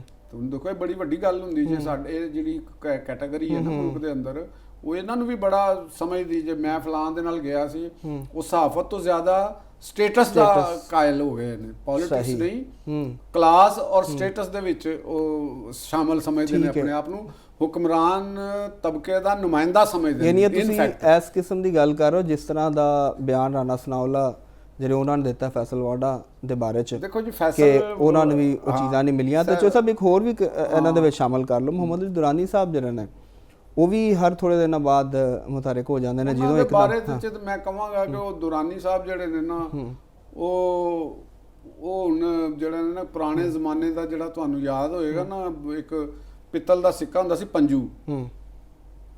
ਮੈਂ ਲੱਲੂ ਤੇ ਨਹੀਂ ਕਹਿਣਾ ਚਾਹੁੰਦਾ ਨਾਲ, ਪੰਜੂ ਜ਼ਰੂਰ ਮੈਂ ਕਹਿ ਦੇਣਾ। ਉਹ ਮਿਊਜ਼ੀਅਮ 'ਚ ਦੇਖਿਆ ਸੀ ਮੈਂ। ਹਾਂ, ਉਹ ਸਿਆਸਤ ਦਾ ਪੰਜੂ ਹੈਗੇ ਨੇ। ਤੇ ਉਹਨਾਂ ਦੇ ਨਾਲ ਉਹ ਹੈਗੇ ਨੇ ਫਵਾਦ ਚੌਧਰੀ ਸਾਹਿਬ। ਤੇ ਉਹਨਾਂ ਨੂੰ ਵੀ ਕਹਿ ਲਓ ਕਿ ਉਹ ਜਿਹੜੇ ਉਹ ਨਾਲ ਨਹੀਂ ਹੁੰਦੇ ਸੀ ਯਸੂ ਪੰਜੂ ਹਾਰ ਕਬੂਤਰ ਡੋਲੀ, ਇਹ 4-5 ਉਹ ਖੇਡਦੇ ਨੇ ਆਪਸ ਵਿੱਚ ਬਹਿ ਕੇ, ਯਸੂ ਪੰਜੂ ਹਾਰ ਕਬੂਤਰ ਡੋਲੀ। ਉਹ ਫਿਰ ਜਦੋਂ ਇੱਕ ਦੇ ਉੱਤੇ ਆ ਜਾਂਦੇ ਨਾ ਹੱਥ, ਤੇ ਉਹ ਕਹਿ ਦਿੰਦੇ ਨੇ ਵੀ ਹਕੂਮਤ ਜਾ ਰਹੀ ਹੈ। ਤੇ ਉਸ ਤੋਂ ਬਾਅਦ ਫਿਰ ਕਦੇ ਤੇ ਕੌਮੀ ਹਕੂਮਤ ਬਣਾ ਲਓ। ਇਹ ਯਸੂ ਪੰਜੂ ਹਾਰ ਕਬੂਤਰ ਡੋਲੀ ਨੇ, ਇੱਕ ਪੰਜੂ ਹੈ। ਪੰਜੂ ਤੁਹਾਨੂੰ ਮੈਂ ਦੱਸ ਦਿੱਤਾ। ਤੇ ਉਹਨਾਂ ਦੇ ਵਿੱਚੋਂ ਬਾਕੀ ਜਿਹੜੇ ਨੇ ਉਹਨਾਂ ਨੂੰ ਬਾਕੀਆਂ ਨੂੰ ਗੱਲ, ਬਾਕੀ ਆਵਾਮ ਆਪੇ ਫੈਸਲਾ ਕਰ ਲੈਣਗੇ। ਵਿਚਾਰੇ ਇਸ ਵੇਲੇ ਇਹਨਾਂ ਨੂੰ ਕੋਈ ਸਮਝ ਨਹੀਂ ਆ ਰਹੀ ਕਿ ਕਿਤੇ ਇਹਨਾਂ ਨੂੰ ਨਾ ਕੋਈ ਲੈਂਦਾ, ਕੋਈ ਪਾਰਟੀ ਇਹਨਾਂ ਨੂੰ ਨਾ ਕੋਈ ਲੈਣ ਤੇ ਤਿਆਰ ਹੈ। ਤੇ ਇਹ ਵਿਚਾਰੇ ਹੁਣ ਦੇਣ ਵਾਲਾ ਮਾਮਲਾ ਤੇ ਮੈਂ ਕਹਿ ਨਹੀਂ ਸਕਦਾ ਕਿਸੇ ਨੂੰ ਕਿ ਵੀ ਇਹਨਾਂ ਨੇ ਕਿਸੇ ਨੂੰ ਕੀ ਦੇਣਾ, ਇਹਨਾਂ ਦੇ ਪੱਲੇ ਹੈ ਕੀ ਹੈ। ਤੇ ਉਹ ਲਿਹਾਜ਼ਾ ਇਹ ਉਹੀ ਤਰੀਕਾਕਾਰ ਹੈਗਾ। ਤੇ ਗਵਰਨਮੈਂਟ ਅੱਜ ਤੁਸੀਂ ਬਿਲਾਵਲ ਭੁੱਟੋ ਸਾਹਿਬ ਦੀ ਦੇਖੋ ਤਕਰੀਰ ਸੁਣੀ ਹੈ, ਮੈਂ ਸਮਝਣਾ ਬਹੁਤ ਜ਼ਬਰਦਸਤ ਤਕਰੀਰ ਕੀਤੀ ਹੈ ਬਿਲਾਵਲ ਸਾਹਿਬ ਨੇ। ਇਹ ਪਾਰਲੀਮੈਂਟਰੀ ਤਰੀਕਾਕਾਰ ਹੈਗਾ। ਕਾਸ਼ ਕਿ ਉੱਥੇ ਦੇ ਆਪੋਜੀਸ਼ਨ ਲੀਡਰ ਇਹ ਤਕਰੀਰ ਕਰਦੇ, ਗਵਰਨਮੈਂਟ ਦੇ ਉੱਤੇ ਵੀ ਗੱਲ ਕਰਦੇ, ਆਜ਼ਾਦ ਕਸ਼ਮੀਰ ਦੇ ਉੱਤੇ ਵੀ ਗੱਲ ਕਰਦੇ, ਗਿਲਗਿਤ ਬਲਤਿਸਤਾਨ ਦੇ ਉੱਤੇ ਵੀ ਗੱਲ ਕਰਦੇ, ਤੇ ਪਾਰਲੀਮੈਂਟ ਦੇ ਅੰਦਰ ਬਜਟ ਦੇ ਉੱਤੇ ਵੀ ਗੱਲ ਕਰਦੇ, 18ਵੀਂ ਨੈਸ਼ਨਲ ਫਾਈਨੈਂਸ ਕਮਿਸ਼ਨ ਦੇ ਉੱਤੇ ਵੀ ਗੱਲ ਕਰਦੇ।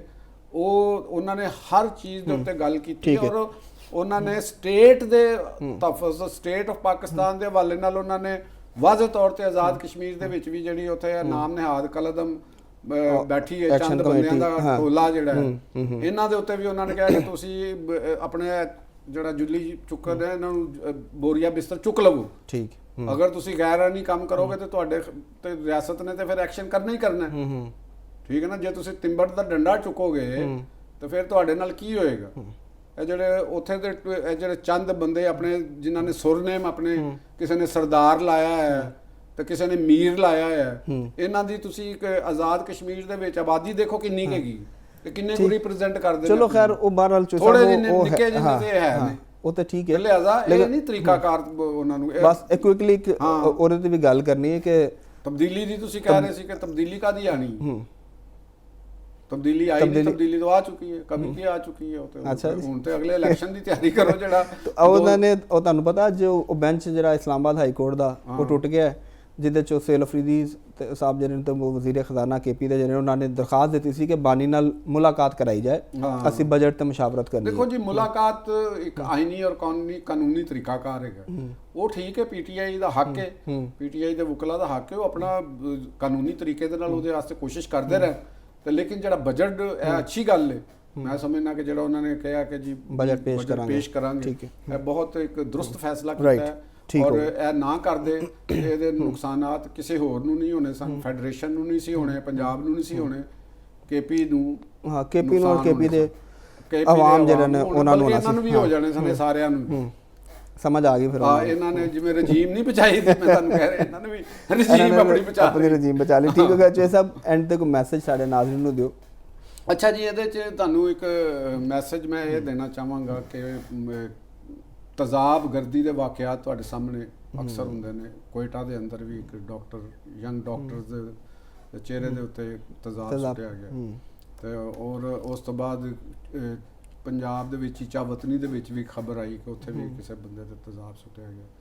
ਤੇ ਇਹ ਤਰੀਕਾਕਾਰ ਜਿਹੜੇ ਇੱਕ ਜਰਾਇਮ ਪੇਸ਼ਾ ਲੋਕਾਂ ਵਾਸਤੇ ਔਰ ਦਹਿਸ਼ਤਗਰਦਾਂ ਵਾਸਤੇ ਇੰਨਾ ਆਸਾਨ ਨਹੀਂ ਹੋਣਾ ਚਾਹੀਦਾ ਤੇਜ਼ਾਬ ਨੂੰ ਹਾਸਲ ਕਰਨਾ। ਠੀਕ ਹੈ ਨਾ ਜੀ। ਤੇ ਇਹਦੇ ਬਾਰੇ 'ਚ ਰੂਲਸ ਐਂਡ ਰੈਗੂਲੇਸ਼ਨਸ ਗਵਰਨਮੈਂਟਾਂ ਨੂੰ ਬਣਾਉਣੇ ਚਾਹੀਦੇ ਨੇ।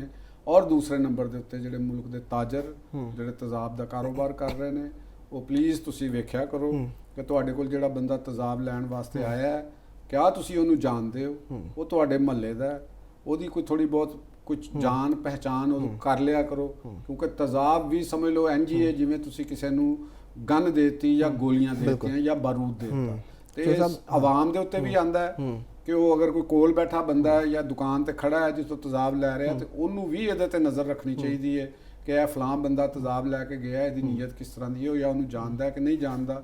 ਅਗਰ ਆਵਾਮ ਦੇ ਅੰਦਰ ਔਰ ਤਾਜਰਾਂ ਦੇ ਅੰਦਰ ਵੀ ਇਹ ਅਵੇਅਰਨੈਸ ਹੋਏਗੀ ਤੇ ਤੇਜ਼ਾਬਗਰਦੀ ਦੇ ਵਾਕਿਆਤ ਵਿੱਚ ਬਹੁਤ ਕਮੀ ਆ ਜਾਏਗੀ। ਅੰਦੀ ਚੋਸਾ ਬੜਾ ਅੱਛਾ ਤੁਸੀਂ ਮੈਸੇਜ ਦਿੱਤਾ। ਬਾਕੀ ਤੇ ਮੈਨੂੰ ਅੰਦਾਜ਼ਾ ਨਹੀਂ, ਲੇਕਿਨ ਲਾਹੌਰ ਦੇ ਵਿੱਚ ਤੇ ਤੇਜ਼ਾਬ ਇੰਨੀ ਆਸਾਨੀ ਨਾਲ ਜਿਹੜਾ ਨਾ ਉਹ ਨਹੀਂ ਮਿਲਦਾ, ਲੇਕਿਨ ਐਵੇਂ ਕਿ ਹੈ ਜ਼ਰੂਰ। ਹਾਂ ਨਹੀਂ, ਤੁਸੀਂ ਬੜਾ ਅੱਛਾ ਮੈਸੇਜ ਦਿੱਤਾ। ਔਰ ਚूंकि ਸਾਡੀ ਸਭ ਦੀ ਇੱਕ ਮਜਮੂਈ ਜ਼ਿੰਮੇਵਾਰੀ ਹੈ ਕਿ ਆਪਣੇ ਇਰਦ ਗਿਰਦ ਨਜ਼ਰ ਰੱਖੀਏ। ਖਾਤੂਨ ਤੇ ਸੁੱਟਿਆ ਜਾਏ, ਕਿਸੇ ਮਰਦ ਤੇ ਸੁੱਟਿਆ ਜਾਏ, ਕਿਸੇ ਬੱਚੇ ਤੇ ਸੁੱਟਿਆ ਜਾਏ, ਕਿਉਂ ਬਈ? ਠੀਕ ਹੈ, ਕਾਨੂੰਨ ਹੱਥ 'ਚ ਬਿਲਕੁਲ ਕਿਸੇ ਨੂੰ ਇਜਾਜ਼ਤ ਨਹੀਂ ਹੋਣੀ। ਬਿਲਕੁਲ ਠੀਕ ਤੁਹਾਡੀ ਗੱਲ ਹੈ। ਔਰ ਇਸ ਹਵਾਲੇ ਨਾਲ ਜਿਹੜੇ ਕਾਨੂੰਨ ਮੌਜੂਦ ਨੇ ਉਹਨਾਂ ਦੇ ਉੱਤੇ ਅਮਲ ਦਰਾਮਦ ਦਾ ਜਿਹੜਾ ਮੈਕੈਨਿਜ਼ਮ ਹੈ ਉਹ ਵੀ ਹੋਣਾ ਚਾਹੀਦਾ, ਔਰ ਅਮਲ ਦਰਾਮਦ ਯਕੀਨੀ ਬਣਾਉਣਾ ਚਾਹੀਦਾ।